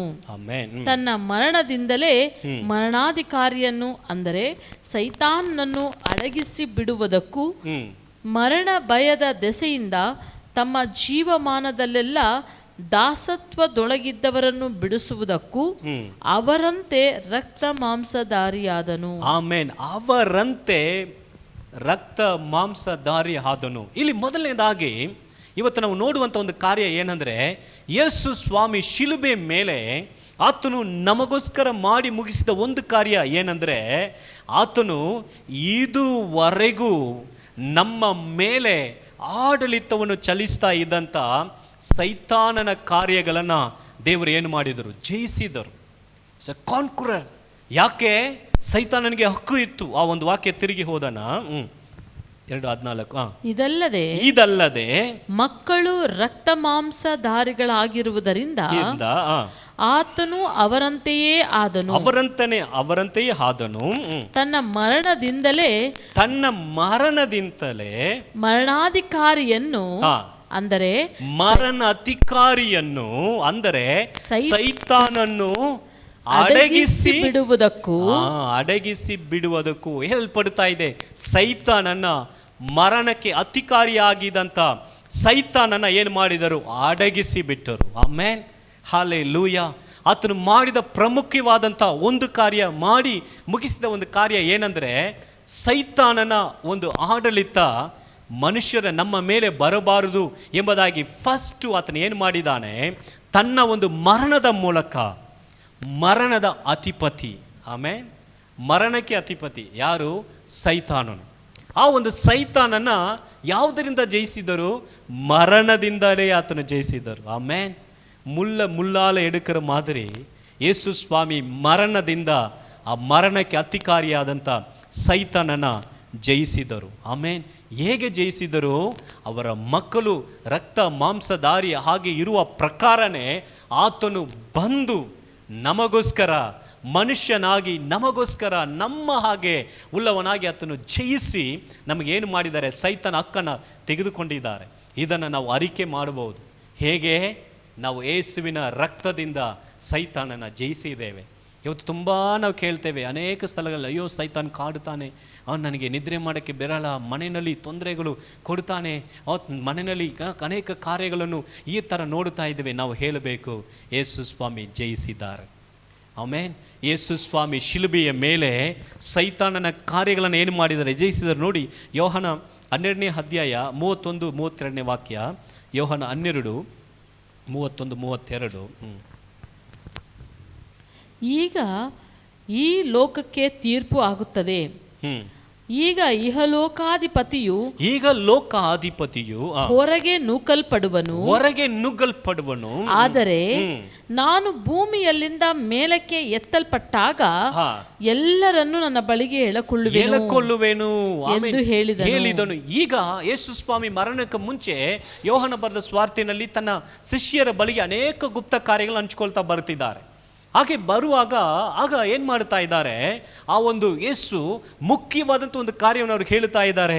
ಈಗ ಲೋಕದ ಅಧಿಪತಿ ಆತನು ಆಡಳಿತ ಮಾಡ್ತಾ ಇದ್ದಾನೆ, ಈಗ ಲೋಕದ ಅಧಿಪತಿ ತೊಂದರೆಯನ್ನು ಕೊಡ್ತಾ ಇದ್ದೇನೆ. ನಾನು ಆತನ ಕಾರ್ಯಗಳ ಎಲ್ಲವನ್ನ ನಾನು ನಾಶ ಮಾಡುವೆನು, ಎಲ್ಲರನ್ನ ನನ್ನ ಬಳಿಗೆ ನಾನು ಸೆಳೆದುಕೊಳ್ಳುವೆನು. ಆಮೇನ್. ನಾವು ಯೇಸು ಸ್ವಾಮಿ ಮಾಡಿದ ಪ್ರತಿಯೊಂದು ಸೇವೆ ಕಾರ್ಯಗಳನ್ನು ಹಿಂದಿರುಗಿ ನಾವು ನೋಡುವಾಗ ದೇವರ ವಾಕ್ಯ ಹೇಳುತ್ತದೆ, ಸೈತಾನದಿಂದ ಹಿಡಿಯಲ್ಪಟ್ಟವರನ್ನು ಯೇಸು ಸ್ವಾಮಿ ಬಿಡಿಸ್ತಾ ಬಂದರು. ಸೈತಾನದಿಂದ ತೊಂದರೆ ಒಳಗಡೆ ಆದಂಥ ಪ್ರತಿಯೊಬ್ಬರನ್ನು ಯೇಸು ಸ್ವಾಮಿ ಬಿಡಿಸ್ತಾ ಬಂದರು. ಆಮೇಲೆ ಅಪೊಸ್ತಲ ಕೃತ್ಯಗಳು ಹೇಳುವಾಗ ಆತನು ಆ ಒಂದು ಸೈತಾನನ ಹಿಂಸೆಯಲ್ಲಿ ಇದ್ದವರನ್ನು ಆತನು ಏನು ಮಾಡ್ತಾ ಇದ್ದಾನಂದರೆ ಬಿಡಿಸುತ್ತಾ ಇದ್ದನು. ಆಮೇಲೆ ಯಾಕೆ?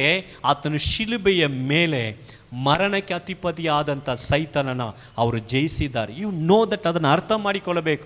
ಕೆಲವರೆಲ್ಲ ತುಂಬ ಹೇಳ್ತಾರೆ, ಸೈತಾನ ಶೋಧನೆ ತಂದಿದ್ದಾನೆ, ನನ್ನನ್ನು ಬಿಳಿಸಿದ್ದಾನೆ, ನಾನು ಬಿದ್ದುಬಿಟ್ಟಿದ್ದೇನೆ, ಸೈತಾನ ಕಾರಣ. ಇಲ್ಲ, ಆಲ್ರೆಡಿ ಆತನು ಸೋತು ಹೋದವನು. ಆತನು ಆಲ್ರೆಡಿ ಏನು ಮಾಡಿದ್ದಾನೆ? ಸೋತು ಹೋಗಿದ್ದಾನೆ. ಒಂದು ಸಾರಿ ಸೈತಾನನು DL ಮೂಡಿ ಅನ್ನಿಸ್ತದೆ ಸೇವಕರು, ಅವರು ಒಂದು ಸಾರಿ ಅವರು ಮರಣದ ಒಂದು ಹಾಸಿಗೆಯಲ್ಲಿ ಇದ್ದರು. ಹಾಸಿಗೆಯಲ್ಲಿ ಇರುವಾಗ ಆತನು ಮಲಗಿದರು, ದೊಡ್ಡ ಸೇವಕರು. ಆಗ ಅವರು ಆ ಒಂದು ಹಾಸಿಗೆಯಲ್ಲಿ ಇರುವಾಗ ಆಗ ಸೈತಾನನು ಬಂದು ಹೇಳಿದನಂತೆ, ನೀನು ಮಾಡಿದ ಪಾಪಗಳು ಎಷ್ಟಿದೆ ಗೊತ್ತಾ ಅಂತ. ಏನು ಮಾಡಿದನು? ದೊಡ್ಡ ಲಿಸ್ಟ್ ತೋರಿಸ್ತದೆ, ದೊಡ್ಡ ಲಿಸ್ಟು. ನೀನು ಇದು ಮಾಡಿದ್ಯಾ, ಅದು ಮಾಡಿದೆ, ಇದು ಮಾಡಿದೆ, ಅದಕ್ಕೆ ನೀನು ಹಿಂಸೆ ಒಳಗಡೆ ಇದೆಯಾ, ಆಗಿದೆಯಾ ಅನ್ನುವಾಗ ಅದೆಲ್ಲ ಹೇಳಿದಾಗ ಅವರೆಲ್ಲವನ್ನು ಬರೆದಂಥ ಒಂದು ಕಾರ್ಯಗಳೆಲ್ಲ ತೆಗೆದು ಆ ಒಂದು ರೆಡ್ ಪೆನ್ನಲ್ಲಿ ಹಾಕಿದ್ರಂತೆ, ಇದು ಎಲ್ಲವನ್ನು ಯೇಸು ಸ್ವಾಮಿ ನನಗೋಸ್ಕರ ಶಿಲುಬೆಯಲ್ಲಿ ತೀರಿಸಿದ್ದಾರೆ. ಆ ಕ್ಷಣದಲ್ಲೇ ಸೈತಾನ್ ಹೋದೋನ, ಸ್ವಸ್ಥತೆ ಆಯಿತು. ಕೆಲವು ಸಮಯಗಳು ನಮ್ಮ ಜೀವನಗಳಲ್ಲಿ ಆತನ ಕಾರ್ಯಗಳಿರುವಾಗ ನಾವು ಅದನ್ನು ಗಟ್ಸಾಗಿ ಧೈರ್ಯವಾಗಿ ಹೇಳುವುದಕ್ಕೆ ಇವತ್ತು ಯೇಸು ಸ್ವಾಮಿ ಶಿಲುಬೆಯಲ್ಲಿ ಸೈತಾನನ ಜಯಿಸಿದ್ದಾರೆ. ನೋಡಿ, ಇನ್ನೊಂದು ಮುಖ್ಯವಾದ ವಾಕ್ಯ ಕೊಲಿಸಿದವ್ರಿಗೆ ಬರೆದಂಥ ಪತ್ರಿಕೆ 2ನೇ ಅಧ್ಯಾಯ 14ನೇ ವಾಕ್ಯದಿಂದ 17ನೇ ವಾಕ್ಯದವರೆಗೂ ಸ್ವಲ್ಪ ಇದನ್ನು ಗಮನವಿಟ್ಟು ಅದನ್ನು ಗಮನಿಸೋಣ. ಸ್ವಲ್ಪ ಅದನ್ನು ಗಮನಿಸಿ. ಕೊಲಿಸಿದವರು ಬರೆದ ಪತ್ರಿಕೆ, ಎಲ್ಲ ಬೈಬಲ್ ಇದ್ದರೆ ಬೈಬಲ್ ತೆಗೆದುಕೊಳ್ಳಿ. 2:14ನೇ ವಾಕ್ಯದಿಂದ ಆತನು ನಮ್ಮ ಅಪರಾಧಗಳನ್ನೆಲ್ಲ ಕ್ಷಮಿಸಿ, ನಮ್ಮ ಮೇಲೆ ದೋಷಾರೋಪಣೆ ಮಾಡಿದಂತ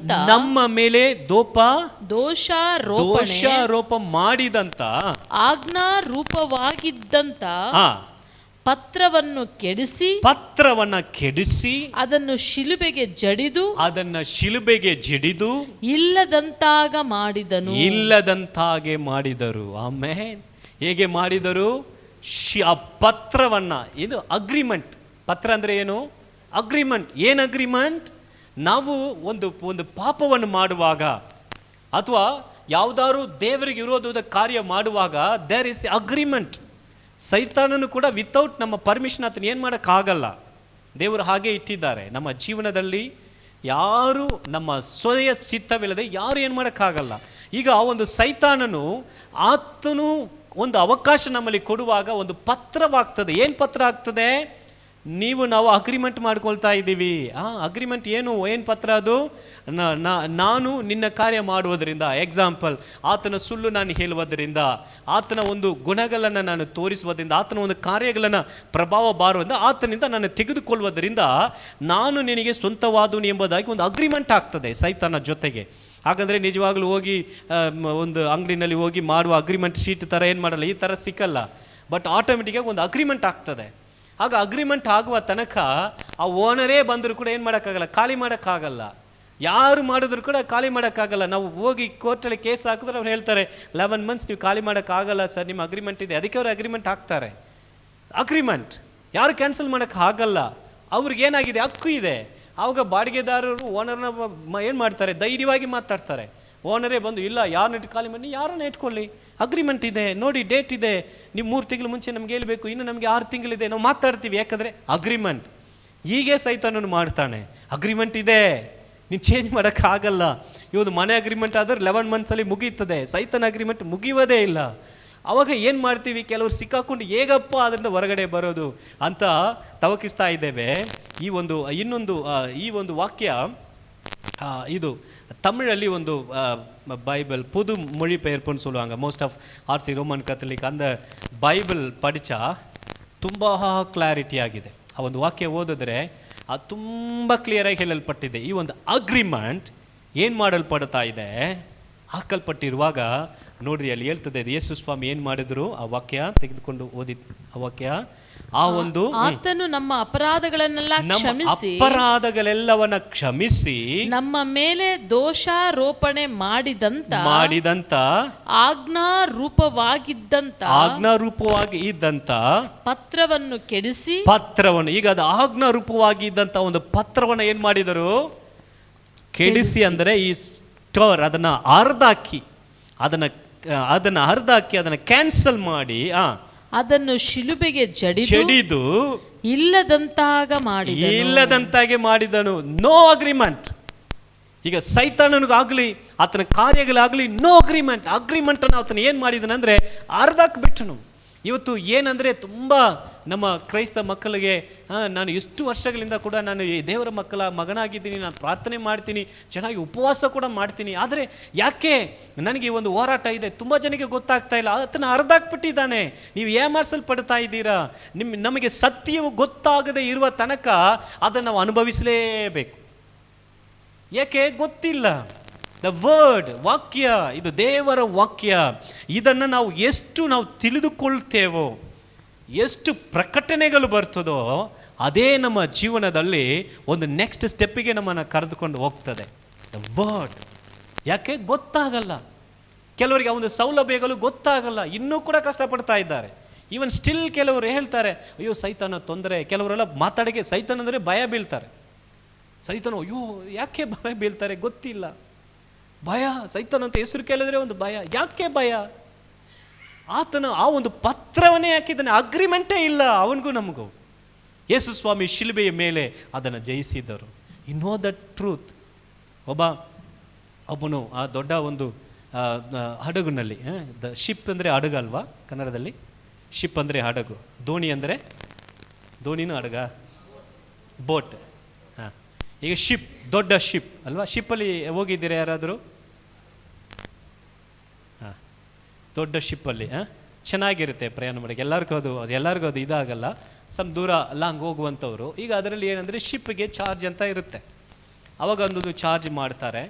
ಅವಾಗ ಏನು ಮಾಡ್ತಾರೆ, ಚಾರ್ಜ್ ಮಾಡಿ ಅದರಲ್ಲಿ ಒಂದು ಊರಿಗೆ, ಕೆಲವು ಊರುಗಳಿಗೆ ಹೋಗೋದಕ್ಕೆ 2-3 ದಿನಗಳು. ಇವನು ಕೇರಳದಿಂದ ದುಬೈಗೆ ಒಂದು ಶಿಪ್ ಇದೆ.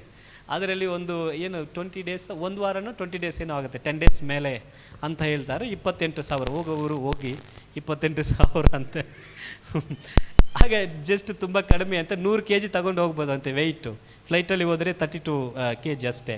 ಕೆಲವುದರಲ್ಲಿ 40 ಆ ಥರ ಬರುತ್ತೆ. ಇದರಲ್ಲಿ 100 kg ಕೊಡ್ತಾರೆ, ಅದಾಗ ಏನು ಬೇಕಾದ್ರೆ ತಗೊಂಡು ಹೋಗ್ಬೋದು, ಅಲ್ಲಿಂದ ಏನು ಬೇಕಾದ್ರೆ ತಗೊಂಡು ಬರ್ಬೋದು. ಈಗ ಆ ಥರ ಒಬ್ಬನು ಈ ಥರ ಆ ಒಂದು ಬೋಟ್ಗೆ ಆತನು ಬುಕ್ ಮಾಡಿ ಆತನು ಹೋಗೋದಕ್ಕೆ ಒಂದು ದಿನಗಳು ಬಂದಾಗ ಆತನು ಏನು ಮಾಡಿದನು, ಅದು ಹೋಗುವಂಥದ್ದು 10-20 ದಿನ ಪ್ರಯಾಣ.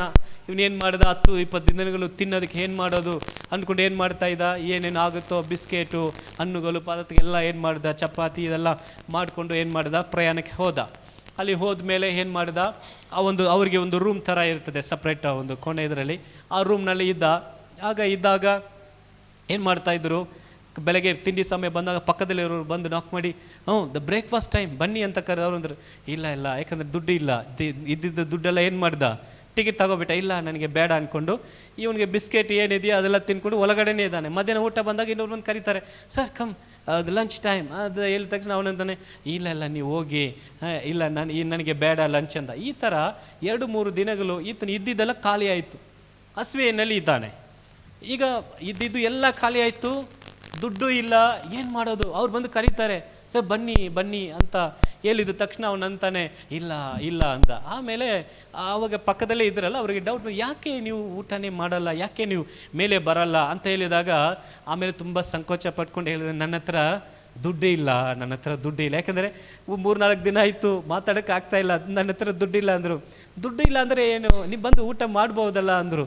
ಹೆಂಗೆ ಊಟ ಮಾಡೋಕ್ಕಾಗ್ತದೆ ಅನ್ನುವಾಗ ನಿಮ್ಮ ಟಿಕೆಟ್ ಕೊಡಿ ಅಂತ ಹೇಳಿದ್ರೆ ಅಲ್ಲಿ ಹೇಳಲ್ಪಟ್ಟಿದೆ, ಯುವರ್ ಫೇರ್ ಇನ್ಕ್ಲೂಡ್ ಫುಡ್. ನಿಮ್ಮ ಒಂದು ಫೇರ್ ಬಂದು ಏನಿದೆ, ಫುಡ್ಡು ಕೊಡ್ತಾರೆ. ಫ್ಲೈಟಲ್ಲಿ ಹೋದ್ರೆ ಹಾಗೆ ನಿಮಗೆ ಫುಡ್ಡು ಕೊಡ್ತಾರೆ, ಅದು ಇದೆ. ನೀವು ಬೇಡ ಅಂದರೆ ಕೊಡಲ್ಲ, ನೀವು ಬೇಕಂದರೆ ತಗೋಬೋದು. ಆದರೆ ನಿಮಗೆ ಪ್ರಿವಿಲೇಜ್ ಇದೆ. ಇದು ಯಾವಾಗ ಗೊತ್ತಾಗಿದೆ ಆಮೇಲೆ ಅವನಿಗೆ ಹೊಟ್ಟೆ ತುಂಬ ಉರಿದೋಯ್ತು. ಅಯ್ಯಯ್ಯೋ, ಇಷ್ಟು ದಿನಗಳು ನಾನು ನೀರಿಲ್ಲದೆ, ಊಟ ಇಲ್ಲದೆ, ದ ಪ್ರಿವಿಲೇಜ್ ಅದು ಇದೆ ಅದರಲ್ಲಿ. ಆ ಟಿಕೆಟಲ್ಲಿ ಈಗಾಗಲೇ ಕೊಡಲ್ಪಟ್ಟಿದೆ. ಏನಂದರೆ ಆತನ ಒಂದು ಗೊತ್ತಿಲ್ಲದೆ ಇರುವುದರಿಂದ ಆತನ ಅದನ್ನು ಪಡೆದುಕೊಳ್ಳದೆ ಹೋಗ್ಬಿಟ್ಟ.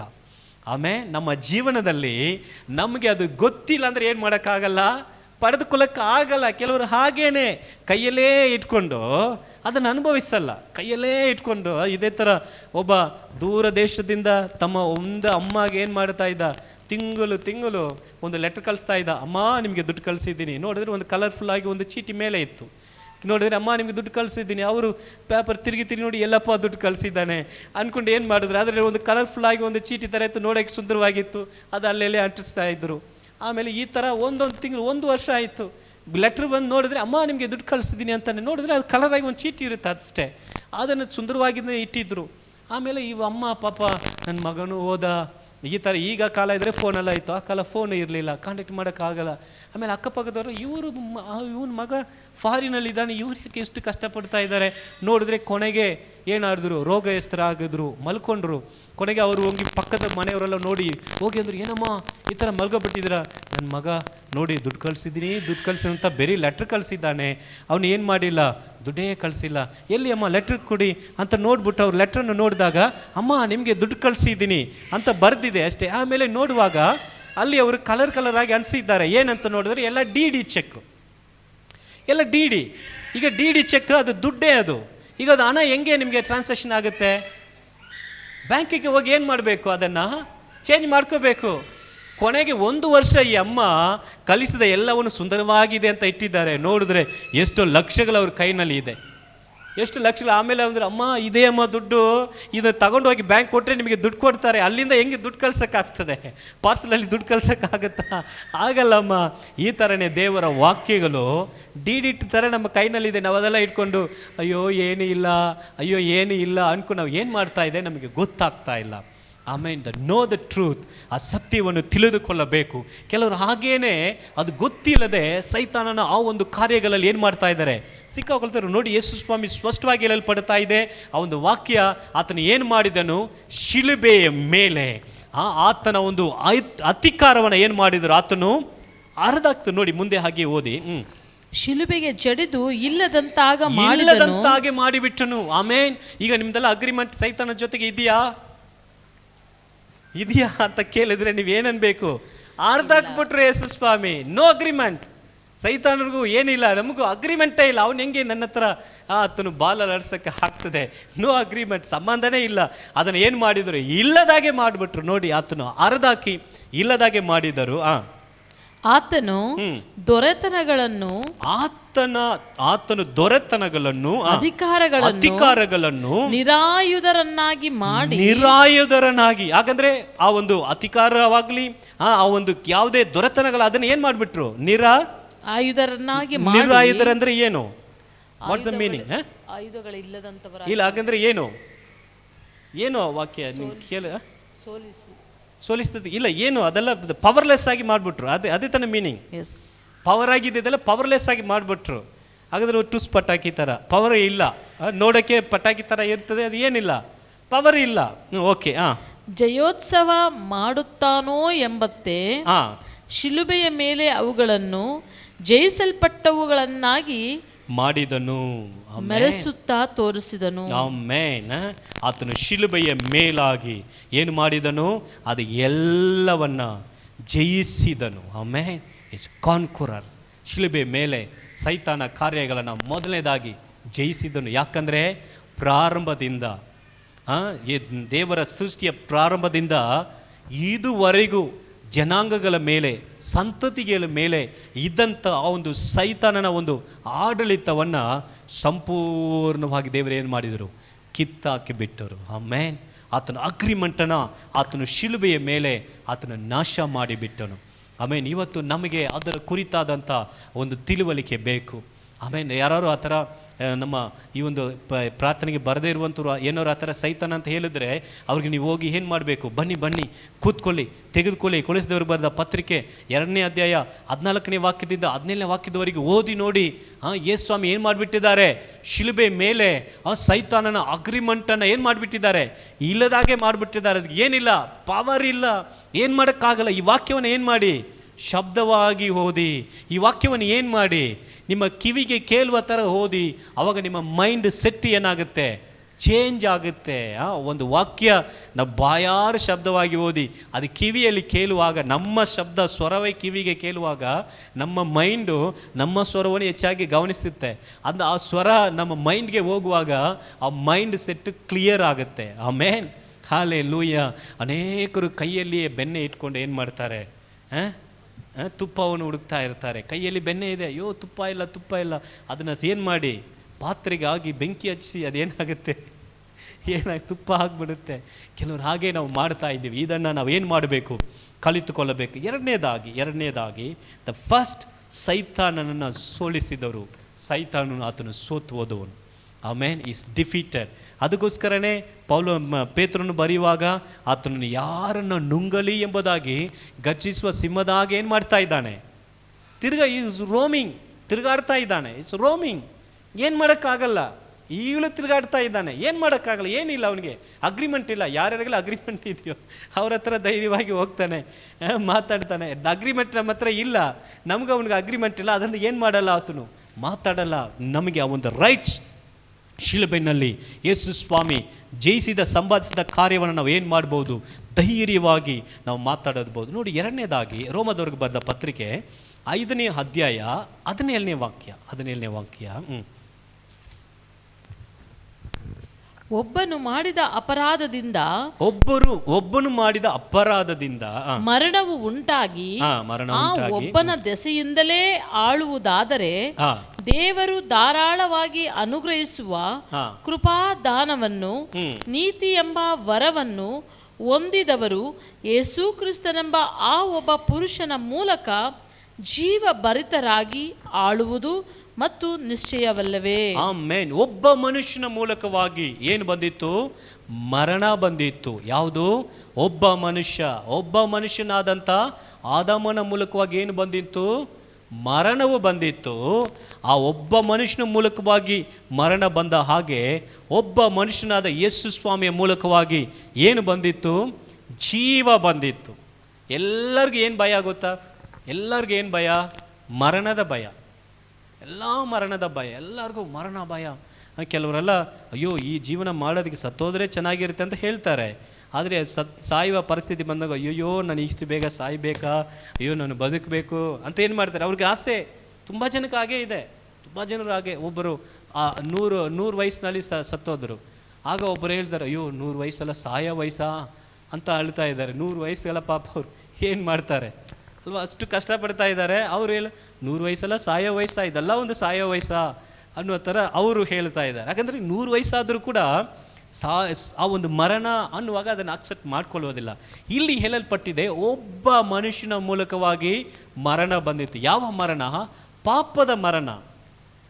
ಈ ಒಂದು ಲೋಕದಲ್ಲಿ ನಮಗೆ ಉಂಟಾಗುವಂಥ ಮರಣ ನಿರಂತರವಾದ ಮರಣ ಅಲ್ಲ, ಅದು ಜಸ್ಟ್ ನಮ್ಮ ಲೋಕಕ್ಕೆ ಇರುವಂಥ ಓಟದ ಅಂತ್ಯ. ಏನು ಹೇಳುತ್ತದೆ? ಈ ಒಂದು ದೇಹ ಒಂದು ಬಾಡಿಗೆ ಮನೆ. ಇದೇನಿದು? ಬಾಡಿಗೆ ಮನೆ. ಓನರ್ ಕರೆಯುವಾಗ ಈ ಬಾಡಿಗೆ ಮನೆನ ಬಿಟ್ಟು ಹೋಗ್ತಾ ಇರಬೇಕು ಮೇಲೆ. ಒಳಗಡೆ ಇರುವಂಥ ಮನುಷ್ಯನೇ ಮುಖ್ಯವಾದನು. ಈ ಮರಣದ ಬಗ್ಗೆ ಅಲ್ಲ, ನಿತ್ಯವಾದ ಮರಣವನ್ನು ಹೊಂದಿದ ಅವನಿಗೆ ಏನಿಲ್ಲ. ಆತನ ಸತ್ತರೆ ನರಕ ಅನ್ನುವಂಥ ಒಂದು ಸ್ಥಿತಿ ಇತ್ತು. ಯಾಕೆ? ಮರಣವು ಇತ್ತು. ಮರಣವು ಆತನನ್ನು ಜಯಿಸ್ತಾ ಇತ್ತು. ಯಾಕೆ? ಒಬ್ಬ ಮನುಷ್ಯನಾದಂಥ ಆದಾಮನ ಮೂಲಕವಾಗಿ ಬಂದಂಥ ಆ ಒಂದು ಪಾಪ, ಆತನ ಒಂದು ಕ್ರಿಯೆಗಳಿಂದ ಬಂದಂಥ ಆ ಒಂದು ಮರಣವನ್ನು ಯೇಸು ಸ್ವಾಮಿ ಆತನ ಒಂದು ನೀತಿವಂತನಾಗಿ ಏನು ಮಾಡಿದನು? ಮರಣವನ್ನು ಜಯಿಸಿಬಿಟ್ನು. ನೋಡಿ, ರೋಮದವ್ರಿಗೆ ಬರೆದ ಪತ್ರಿಕೆ 5ನೇ ಅಧ್ಯಾಯ, ಅದೇ 5 ಅಧ್ಯಾಯದಲ್ಲಿ 12ನೇ ವಾಕ್ಯದಿಂದ ಓದುವಾಗ, 12ನೇ ವಾಕ್ಯದಿಂದ ಓದಿ. ಈ ವಿಷಯ ಹೇಗೆಂದರೆ, ಒಬ್ಬ ಮನುಷ್ಯನಿಂದಲೇ ಪಾಪವು, ಪಾಪದಿಂದ ಮರಣವು. ಒಬ್ಬ ಮನುಷ್ಯನಿಂದ ಏನು ಬಂದಿತ್ತು? ಪಾಪ ಬಂದಿತ್ತು. ಆ ಪಾಪದಿಂದ ಮರಣವು ಬಂದಿತ್ತು. ಲೋಕದೊಳಗೆ ಸೇರಿದವು. ಎಲ್ಲರೂ ಪಾಪ ಮಾಡಿದ್ದರಿಂದ ಮರಣವು ಹೀಗೆ ಎಲ್ಲರಲ್ಲಿಯೂ ವ್ಯಾಪಿಸಿತು. ಎಲ್ಲರಲ್ಲಿ ಮರಣ ಏನಾಗ್ತಾ ಇದೆ? ವ್ಯಾಪಿಸ್ತಾ ಇದೆ. ಈಗ ಲೋಕದಲ್ಲಿ ಇರುವವ್ರನ್ನ ಕೇಳಿ, ಲೋಕದಲ್ಲಿ ಯೇಸು ಸ್ವಾಮಿ ಬಗ್ಗೆ ನಿರೀಕ್ಷೆ ಇಲ್ಲದವ್ರನ್ನ ಕೇಳಿ, ಮರಣ ಅಂದರೆ ಅವ್ರು ಅಷ್ಟೇ ಅನ್ಕೊಂಡಿದ್ದಾರೆ. ಎಂಡ್. ಅವ್ರಿಗೆ ಏನಿಲ್ಲ, ನಿರೀಕ್ಷೆ ಇಲ್ಲ. ನಮಗೆ ಮರಣ ಬಂದು ಪ್ರಮೋಷನ್, ಅಡ್ರೆಸ್ ಚೇಂಜ್. ಏನಾಗುತ್ತೆ? ಇರುವಾಗ ದೇವರಿಗಾಗಿ ಲೋಕದಲ್ಲಿ ಇರ್ತೇವೆ, ಇಲ್ಲದೇ ಇದ್ದರೆ ದೇವರ ಹತ್ರನೇ ಹೋಗಿ ಇರ್ತೇವೆ ಅಷ್ಟೇ, ಬೇರೆ ಏನಿಲ್ಲ ನಮಗೆ. ಈಗಲೂ ದೇವರಿದ್ದಾರೆ, ನಾಳೆನೂ ದೇವರ ಹತ್ರ ಇರ್ತೀವಿ, ಇಷ್ಟೇ ಚೇಂಜಸ್, ಬೇರೆ ಏನಿಲ್ಲ. ಅವ್ರಿಗೆ ಏನಿಲ್ಲ, ನಂಬಿಕೆ ಇಲ್ಲ. ಯಾಕಂದರೆ ಅವರು ಮರಣದಲ್ಲಿದ್ದಾರೆ. ಅದು ಓದಿ ಹಾಗೆ. ಧರ್ಮಶಾಸ್ತ್ರ ಉಂಟಾಗುವುದಕ್ಕಿಂತ ಮುಂಚೆಯೇ ಪಾಪವು ಲೋಕದಲ್ಲಿ ಇತ್ತು. ಆದರೆ ಧರ್ಮಶಾಸ್ತ್ರವಿಲ್ಲದಿರುವಾಗ ಪಾಪವು ಲೆಕ್ಕಕ್ಕೆ ಬರುವುದಿಲ್ಲ. ಆದರೂ ಆದಾಮನ ಕಾಲದಿಂದ ಮೋಶೆಯ ಕಾಲದವರೆಗೂ ಮರಣದ ಆಳಿಕೆಯು ನಡೆಯುತ್ತಿತ್ತು. ಆದಾಮನು ದೇವಾಜ್ಞೆ ಮೀರಿ ಮಾಡಿದ ಪಾಪಕ್ಕೆ ಸಮಾನವಾದ ಪಾಪವನ್ನು ಮಾಡದೆ ಇದ್ದವರ ಮೇಲೆಯೂ ಅದು ನಡೆಯುತ್ತಿತ್ತು. ಆ ಆದಾಮನು ಬರಬೇಕಾದ ಒಬ್ಬಾತನಿಗೆ ಸೂಚಕ ಪುರುಷನಾಗಿದ್ದಾನೆ. ಆಮೆನ್. ಈಗ ಆದಾಮನು ಬರಲಿರುವಂತ ಒಬ್ಬ ಮನುಷ್ಯನಾದಂತ ಯೇಸು ಸ್ವಾಮಿಗೆ ಏನಾಗಿದ್ದಾನೆ? ಸೂಚಕವಾಗಿದ್ದಾನೆ. ಹಾಗಂದ್ರೆ ಆತನು ಫಸ್ಟ್ ಬಂದಂತ Adam, Yesu the second Adam, ಅದು 2ನೇ ಆದಾಮನು. ಈಗ ಒಬ್ಬ ಮನುಷ್ಯನಾದಂಥ ಆದಾಮನ ಮೂಲಕವಾಗಿ ಹೇಗೆ ಮರಣವು ಲೋಕದಲ್ಲಿ ಬಂದಿತ್ತೋ, ಯೇಸು ಸ್ವಾಮಿ ಆದಮೇಲೆ ಜೀವವು ಲೋಕದಲ್ಲಿ ಬಂದಿತ್ತು. 1ನೇ ಕೊರಿಂಥ, ಅದು ವಾಕ್ಯಗಳು ಬರೆಯೋದಾದರೆ ನೀವು ಅದನ್ನು ರೋಮ 5:12-21 ಬರೆದುಕೋಬಹುದು. 6ನೇ ಅಧ್ಯಾಯ 9ನೇ ವಾಕ್ಯವನ್ನು ಕೂಡ ನೀವು ಬರೆದುಕೋಬಹುದು. 8ನೇ ಅಧ್ಯಾಯ 2ನೇ ವಾಕ್ಯವನ್ನು ಕೂಡ ನೀವು ಬರೆದುಕೋಬಹುದು. ಇದೆಲ್ಲ ಮರಣದಿಂದ ಯೇಸು ಸ್ವಾಮಿ ನಮಗೆ ಜಯವನ್ನು ಕೊಟ್ಟಿದ್ದ ಬಗ್ಗೆ ಹೇಳಲ್ಪಟ್ಟಿದೆ. ಹಾಗೆ ನೋಡ್ರಿ, 1ನೇ ಕೊರಿಂಥ 15ನೇ ಅಧ್ಯಾಯ 1ನೇ ವಾಕ್ಯದಿಂದ 58ನೇ ವಾಕ್ಯದವರೆಗೂ ಈಗ ಓದಿದ್ರೆ ನಮಗೆ ಇಲ್ಲಿ 10 ಗಂಟೆ ಆಗ್ಬಿಡ್ತದೆ. ಓಕೆ, ಆ ಒಂದು ವಾಕ್ಯವನ್ನು ಇಟ್ಕೊಳ್ಳಿ. ಅಲ್ಲಿ ಹೇಳಲ್ಪಡ್ತಾ ಇದೆ ಈ ಮರಣದ ಬಗ್ಗೆ. ಈಗ ಮರಣ ಎಂಬುದಾಗಿ ಹೇಳುವಾಗ ಮನುಷ್ಯನ ಅಂತ್ಯವಲ್ಲ. ಯಾಕಂದರೆ ಯೇಸು ಸ್ವಾಮಿಯ ಮರಣವನ್ನು ಜಯಿಸಿದರು. ಆಮೇಲೆ ಹೇಗೆ ಯೇಸು ಸ್ವಾಮಿ ಆ ಒಂದು ಶಿಲುಬೆ ಮೇಲೆ ಸತ್ತು 3ನೇ ದಿನದಲ್ಲಿ ಪುನರುತ್ಥಾನವಾಗಿ ಎದ್ದು ಜೀವದಿಂದ ಬಂದನೋ, ಆಗ ಆತನು ಏನು ಮಾಡಿದ್ದನು? ಮರಣವನ್ನು ಸಂಪೂರ್ಣವಾಗಿ ಜಯಿಸಿದನು. ಈ ಒಂದು ಅಧ್ಯಾಯ ಪೂರ್ತಿಯಾಗಿ 1ನೇ ಕೊರಿಂಥ 15ನೇ ಅಧ್ಯಾಯ ಪೂರ್ತಿಯಾಗಿ ದ ರಿಸರೆಕ್ಟೆಡ್ ಲೈಫ್, ದೇವರ ಚಿತ್ತವಿದ್ದರೆ ಅದನ್ನು ನಾವು ಆಮೇಲೆ ನೋಡಲಿದ್ವಿ. ದ ರಿಸರೆಕ್ಟೆಡ್, ಒಂದು ಜೀವವಾಗಿ ಎದ್ದು ಬರುವ ಆ ಕ್ರೈಸ್ತನ ಜೀವನ ಹೇಗಿರುತ್ತದೆ ಅನ್ನುವಂಥ ತುಂಬ ಗುಪ್ತವಾದ ಕಾರ್ಯಗಳೇನು ಮಾಡ್ಬೋದು, ಆ ಒಂದು ವಾಕ್ಯದಲ್ಲಿ ನೋಡಬಹುದು. ನಾವು ಸಂಕ್ಷಿಪ್ತವಾಗಿ ಆ ಅಧ್ಯಾಯ ಪೂರ್ತಿಯಾಗಿ ಒಂದು ಕಾರ್ಯ ಎಂಬುದಾಗಿ ನೋಡುವುದಾದರೆ ಮರಣ ಜೀವ, 2 ಕಾರ್ಯ. ಮರಣ ಜೀವ ಅದನ್ನು ಈ ಒಂದು ಲಿಸ್ಟ್ ಮಾಡಿಕೊಂಡು ನೋಡಿದ್ರೆ ಹಾಗೆ ಹೇಳ್ತದೆ. ದ ಓಲ್ಡ್ ಮರಣ ಮುಂದೆ ಇದ್ದಂಥ ಮರಣ, ಮುಂದಿನ ಆದಾಮ, ಹಿಂದಿನ ಜೀವ, ಹಿಂದಿನ ಆದಾಮ, ಈ ರೀತಿಯಲ್ಲಿ ಹೋಲಿಕೆ ಮಾಡಿ ಆ ಒಂದು ನ್ಯೂ ಲೈಫ್, ಆ ಹೊಸದಾಗಿ ಬರುವವನು ಹೇಗಿರ್ತಾನೆ ಎನ್ನುವಂಥ ಕಾರ್ಯ ಅಲ್ಲಿ ಇರ್ತದೆ. ನೀವು ಆಮೇಲೆ ಓದ್ಕೋಬೋದು. ಇವನು ಬೇಕಂದರೆ ಇದನ್ನು ಬರ್ಕೊಳ್ಳಿ. 2 ಕೊರಿಂಥ 3ನೇ ಅಧ್ಯಾಯ 6ನೇ ವಾಕ್ಯದಿಂದ 15ನೇ ವಾಕ್ಯದವರೆಗೂ ಇಬ್ರಿಯದವರಿಗೆ ಬರೆದ ಪತ್ರಿಕೆ 2ನೇ ಅಧ್ಯಾಯ 14-15 ಮಾತ್ರ ಈಗ ನಾವು ಓದೋಣ. ಇಬ್ರಿಯ 2:14-15.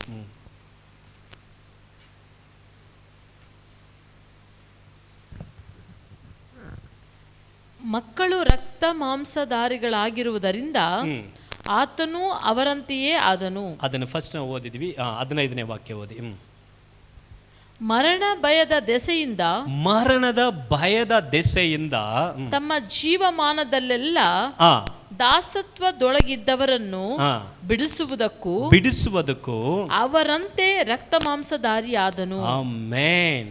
ಜೀವ ಪೂರ್ತಿಯಾಗಿ ಮರಣದ ಭಯದಲ್ಲಿ ಇದ್ದವರನ್ನ ಬಿಡಿಸುವುದಕ್ಕೆ ಆತನೇ ಜೀವಧಾರಿ ಆದನು. ಆಮೆನ್. ಶಿಲುಬೆಯ ಮೇಲೆ ಯೇಸು ಸ್ವಾಮಿ ಬರೀ ನಮ್ಮ ಪಾಪಕ್ಕಾಗಿ, ಬರೀ ನಮ್ಮ ಶಾಪಕ್ಕಾಗಿ, ಬರೀ ನಮ್ಮ ರೋಗಕ್ಕಾಗಿ ಮಾತ್ರವಲ್ಲ, ಸೈತಾನನ ಆ ಒಂದು ಅಗ್ರಿಮೆಂಟನ್ನು ಆತನು ಅದನ್ನು ಅರ್ಧಾಕಿದನು, ಇಲ್ಲದಾಗೆ ಮಾಡಿದರು. 2ನೇದಾಗಿ ನಮ್ಮ ಮರಣ ಭಯದಿಂದ ಜೀವಪೂರ್ತಿಯಾಗಿ ಆ ಒಂದು ಮರಣ ಭಯದಲ್ಲಿ ಇರುವಂಥ ನಮಗೆ ಒಂದು ಬಿಡುಗಡೆಯನ್ನು ಕೊಟ್ಟನು. Amen. It's delivered us. Amen. Time ಆಗ್ತಾ ಇದೆ. 1 ನಿಮಿಷ ಇರುವಂಥ ಸ್ಥಳದಲ್ಲಿ ನಾವು ಎದ್ದು ನಿಂತುಕೊಂಡು 1-2 ನಿಮಿಷ ನಾವು ದೇವರ ಸಮ್ಮುಖದಲ್ಲಿ ನಾವು ಪ್ರಾರ್ಥನೆ ಮಾಡಲಿದ್ದೇವೆ. ಆಮೇನ್. ಸೈತಾನನು ಆತನು ಸೋತು ಹೋದವನು, ಈ ಡಿಫೀಟೆಡ್, ಆತನು ಸೋಲಿಸಲ್ಪಟ್ಟವನು, ಆತನು ಸೋತು ಹೋದವನು. 2ನೇದಾಗಿ ಈ ಮರಣದ ಆ ಒಂದು ಆಡಳಿತ, ಆತನ ಒಂದು ಅಧಿಕಾರ ನಮ್ಮ ಜೀವನದಲ್ಲಿ ಜಯಿಸುವುದಕ್ಕೆ ಸಾಧ್ಯ ಇಲ್ಲ. ಆಮೇನ್. ಆಮೇನ್. Hallelujah, hallelujah. ನನ್ನ ಮೇಲೆ ಮಮತೆ ಇಟ್ಟು ಆ ಹಾಡನ್ನು ಹಾಡಿದ್ವೆಲ್ಲ, ಅದನ್ನು ನಾವು ತಿರುಗಿ ಹಾಡೋಣ. ಆಮೇನ್. ನಮಗೋಸ್ಕರ ಆತನು ಶಿಲುಬೆ ಮೇಲೆ ಬಲಿಯಾದನು. ಆಮೇನ್. ಹಾಲೆಲೂಯ. ನಮ್ಮನ್ನು ಒಂದು ಪಾಪದ ದೆಸೆಯಿಂದ ನಮ್ಮನ್ನು ತೆಗೆದು, ಮರಣದ ದೆಸೆಯಿಂದ ನಮ್ಮನ್ನು ತೆಗೆದು, ಸೈತಾನನ ಕಾರ್ಯದಿಂದ ನಮ್ಮನ್ನು ತೆಗೆದು ಜೀವದ ಹಾದಿನಲ್ಲಿ ನಮ್ಮನ್ನು ನಡೆಸಿದನು. Hallelujah, hallelujah. ಸ್ತೋತ್ರಪ್ಪ, ಹಾಲೆಲೂಯ. ನಿಮಗೆ ಸ್ತೋತ್ರ. ಒಂದು ವೇಳೆ ಈ ಒಂದು ದಿನದಲ್ಲಿ ಯಾವುದಾರ ರೀತಿಯಾದ ಕಾರ್ಯಗಳನ್ನು ನೀವು ನೆನೆಸಿ, ಇದು ಸೈತಾನ ತೊಂದರೆಯಾಗಿ ನಾನು ಅನೇಕ ದಿನಗಳನ್ನು ಅನುಭವಿಸ್ತಾ ಇದ್ದೇನೆ ಎಂಬುದಾಗಿ ಒಂದು ವೇಳೆ ಆನ್ಲೈನ್ನಲ್ಲಿ ನೋಡುವಂಥವ್ರು ಕೂಡ ಒಂದು ವೇಳೆ ಹೇಳುವುದಾದರೆ, ಈ ವಾಕ್ಯವನ್ನು ಆರೈಕೆ ಮಾಡಿ, ಆತನ ಒಂದು ಮಮತೆ, ಆತನ ಒಂದು ಪ್ರೀತಿ, ನಮ್ಮ ಮೇಲೆ ಇಟ್ಟಂಥ ಪ್ರೀತಿ, ನಮಗೋಸ್ಕರ ಶಿಲುಬೆ ಮೇಲೆ ಬಲಿಯಾಗಿ ಆತನ ಎಲ್ಲವನ್ನ ಜಯಿಸಿದನು. Hallelujah, hallelujah.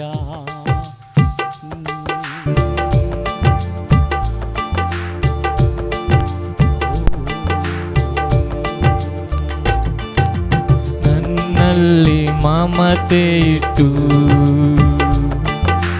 ಬಲಿಯಾದೆ ಶಿಲುಬೆಯಲ್ಲಿ, ನನಗಾಗಿ ರಕ್ತ ಸುರಿಸಿ,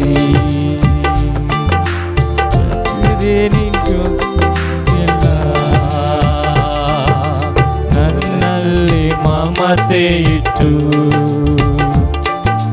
ಬಲಿಯಾದೆ ಶಿಲುಬೆಯಲ್ಲಿ, ನನಗಾಗಿ ರಕ್ತ ಸುರಿಸಿ, ತೊಳೆದೆ ನನ್ನ ಪಾಪವೆಲ್ಲ, ಪ್ರತ್ಯೇಕಿಸಿದೆ ಜನಿಸೋ ಮುನ್ನ ನಿನಗಾಗಿ ಜೀವಿಸಲು, ಪ್ರತ್ಯೇಕಿಸಿದೆ ಜನಿಸೋ ಮುನ್ನ ನಿನಗಾಗಿ ಜೀವಿಸಲು. ಆರಾಧನೆ ನಿಮಗೆ ಅನುದಿನವೂ ನಿಮಗೆ,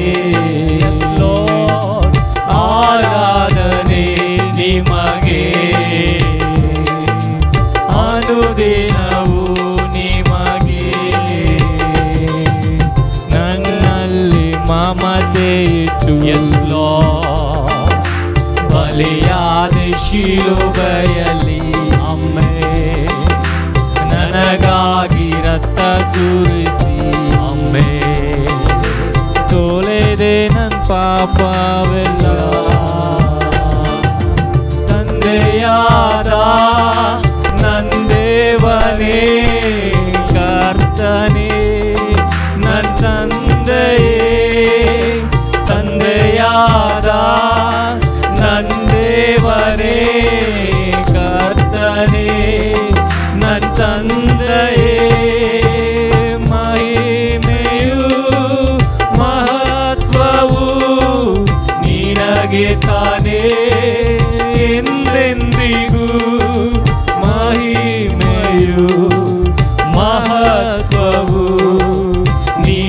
ನಿಮಗೆ ತಾನೇ ಎಂದೆಂದಿಗೂ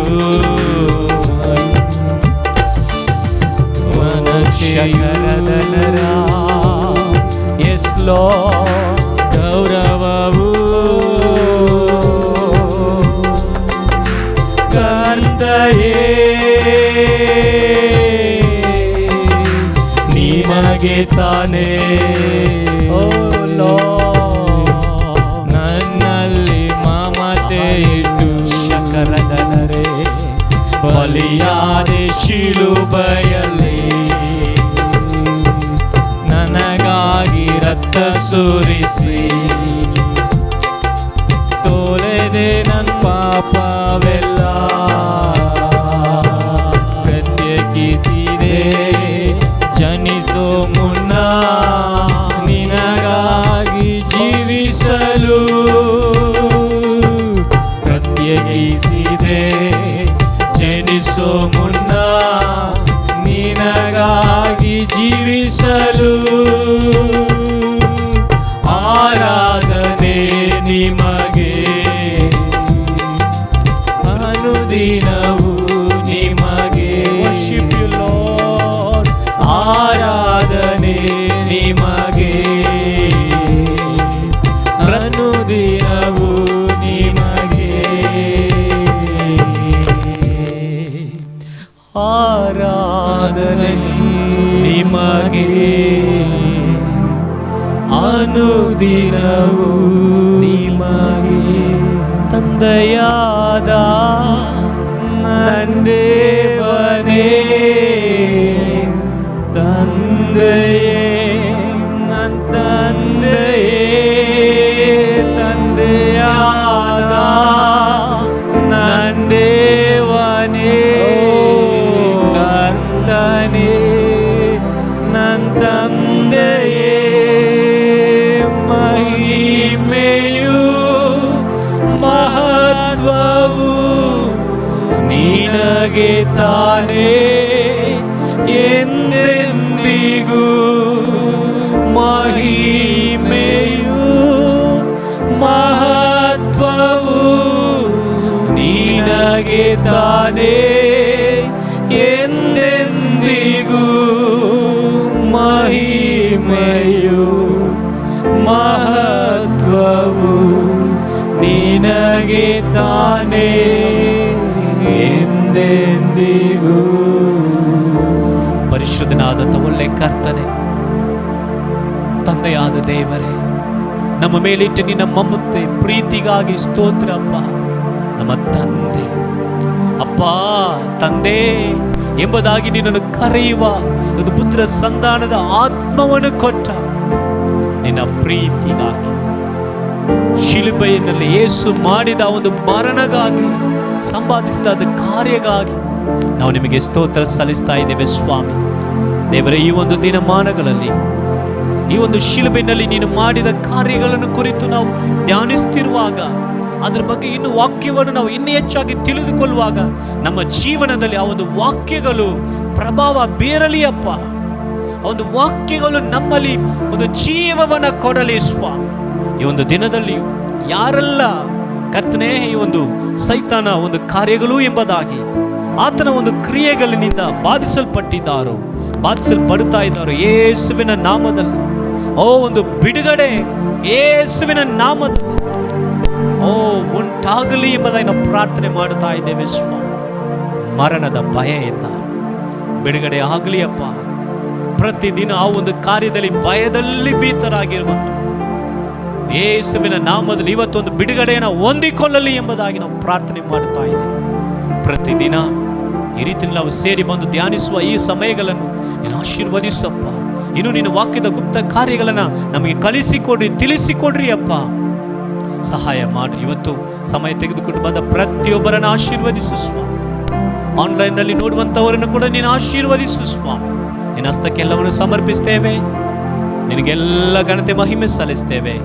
ಯೇಸುವಿನ ನಾಮದಲ್ಲಿ ಪ್ರಾರ್ಥಿಸ್ತೇವೆ ಜೀವವುಳ್ಳ ಒಳ್ಳೆಯ ತಂದೆಯೇ, ಆಮೇನ್. ಸೇರಿ ಹೇಳೋಣ, ನನ್ನ ಮನವೇ ಯೆಹೋವನನ್ನು ಕೊಂಡಾಡು, ನನ್ನ ಸರ್ವೇಂದ್ರಗಳೇ ಆತನ ಪವಿತ್ರ ನಾಮವನ್ನು ಕೀರ್ತಿಸು. ನನ್ನ ಮನವೇ ಯೆಹೋವನನ್ನು ಕೊಂಡಾಡು, ಆತನು ಮಾಡಿದ ಉಪಕಾರಗಳಲ್ಲಿ ಒಂದನ್ನು ಮರೆಯಬೇಡ. ಆಮೇನ್, ಆಮೇನ್, ಆಮೇನ್. ಆಮೇನ್. ದೇವರು ನಿಮ್ಮನ್ನು ಆಶೀರ್ವಾದ ಮಾಡಲಿ. ಈ ಒಂದು ದಿನಗಳಲ್ಲಿ ನಾವು ಏನು ಮಾಡ್ತೇವೆ ಅಂದರೆ, ನಾವೊಂದು ವಾಕ್ಯಗಳನ್ನು ಇಟ್ಟು ಅದನ್ನು ಧ್ಯಾನಿಸಿ ಒಂದು ಅಡಿಸ್ಥಾನದಲ್ಲಿ ಡೆಲಿವರೆನ್ಸ್ಗೋಸ್ಕರ ಪ್ರಾರ್ಥನೆ ಮಾಡಲಿದ್ದೇವೆ. ದೇವರು ಈ ಒಂದು ಭಾರವನ್ನು ಕೊಟ್ಟರು. ಇವನು ಒಂದು ವೇಳೆ ನಮ್ಮ ಅನೇಕ ದಿನಗಳನ್ನು ಇರುವಂಥ ರೋಗವಾಗಿರ್ಬೋದು, ಬಂಧನಗಳಾಗಿರ್ಬೋದು, ಈ ವಾಕ್ಯವನ್ನು ಇಟ್ಟು ನಾವು ಪ್ರಾರ್ಥನೆ ಮಾಡಲಿದ್ದೇವೆ. ದೇವರು ಬಿಡುಗಡೆ ಮಾಡ್ತಾರೆ. ಇವನ್ ಆನ್ಲೈನ್ ನೋಡುವವರು ಕೂಡ ನಾವು ಪ್ರಾರ್ಥನೆ ಮಾಡಲಿದ್ದೇವೆ. ಈ ಒಂದು ದಿನಮಾನಗಳು ಒಂದು ದೊಡ್ಡ ಒಂದು ಚೇಂಜಸ್ನ ಬದಲಾವಣೆಯನ್ನು ನಮ್ಮಲ್ಲಿ ಕೊಡುತ್ತದೆ. Amen. God bless you all. ದೇವರ ಆಶೀರ್ವಾದ ಮಾಡಲಿ. ನಾಳೆ ನೋಡೋಣ.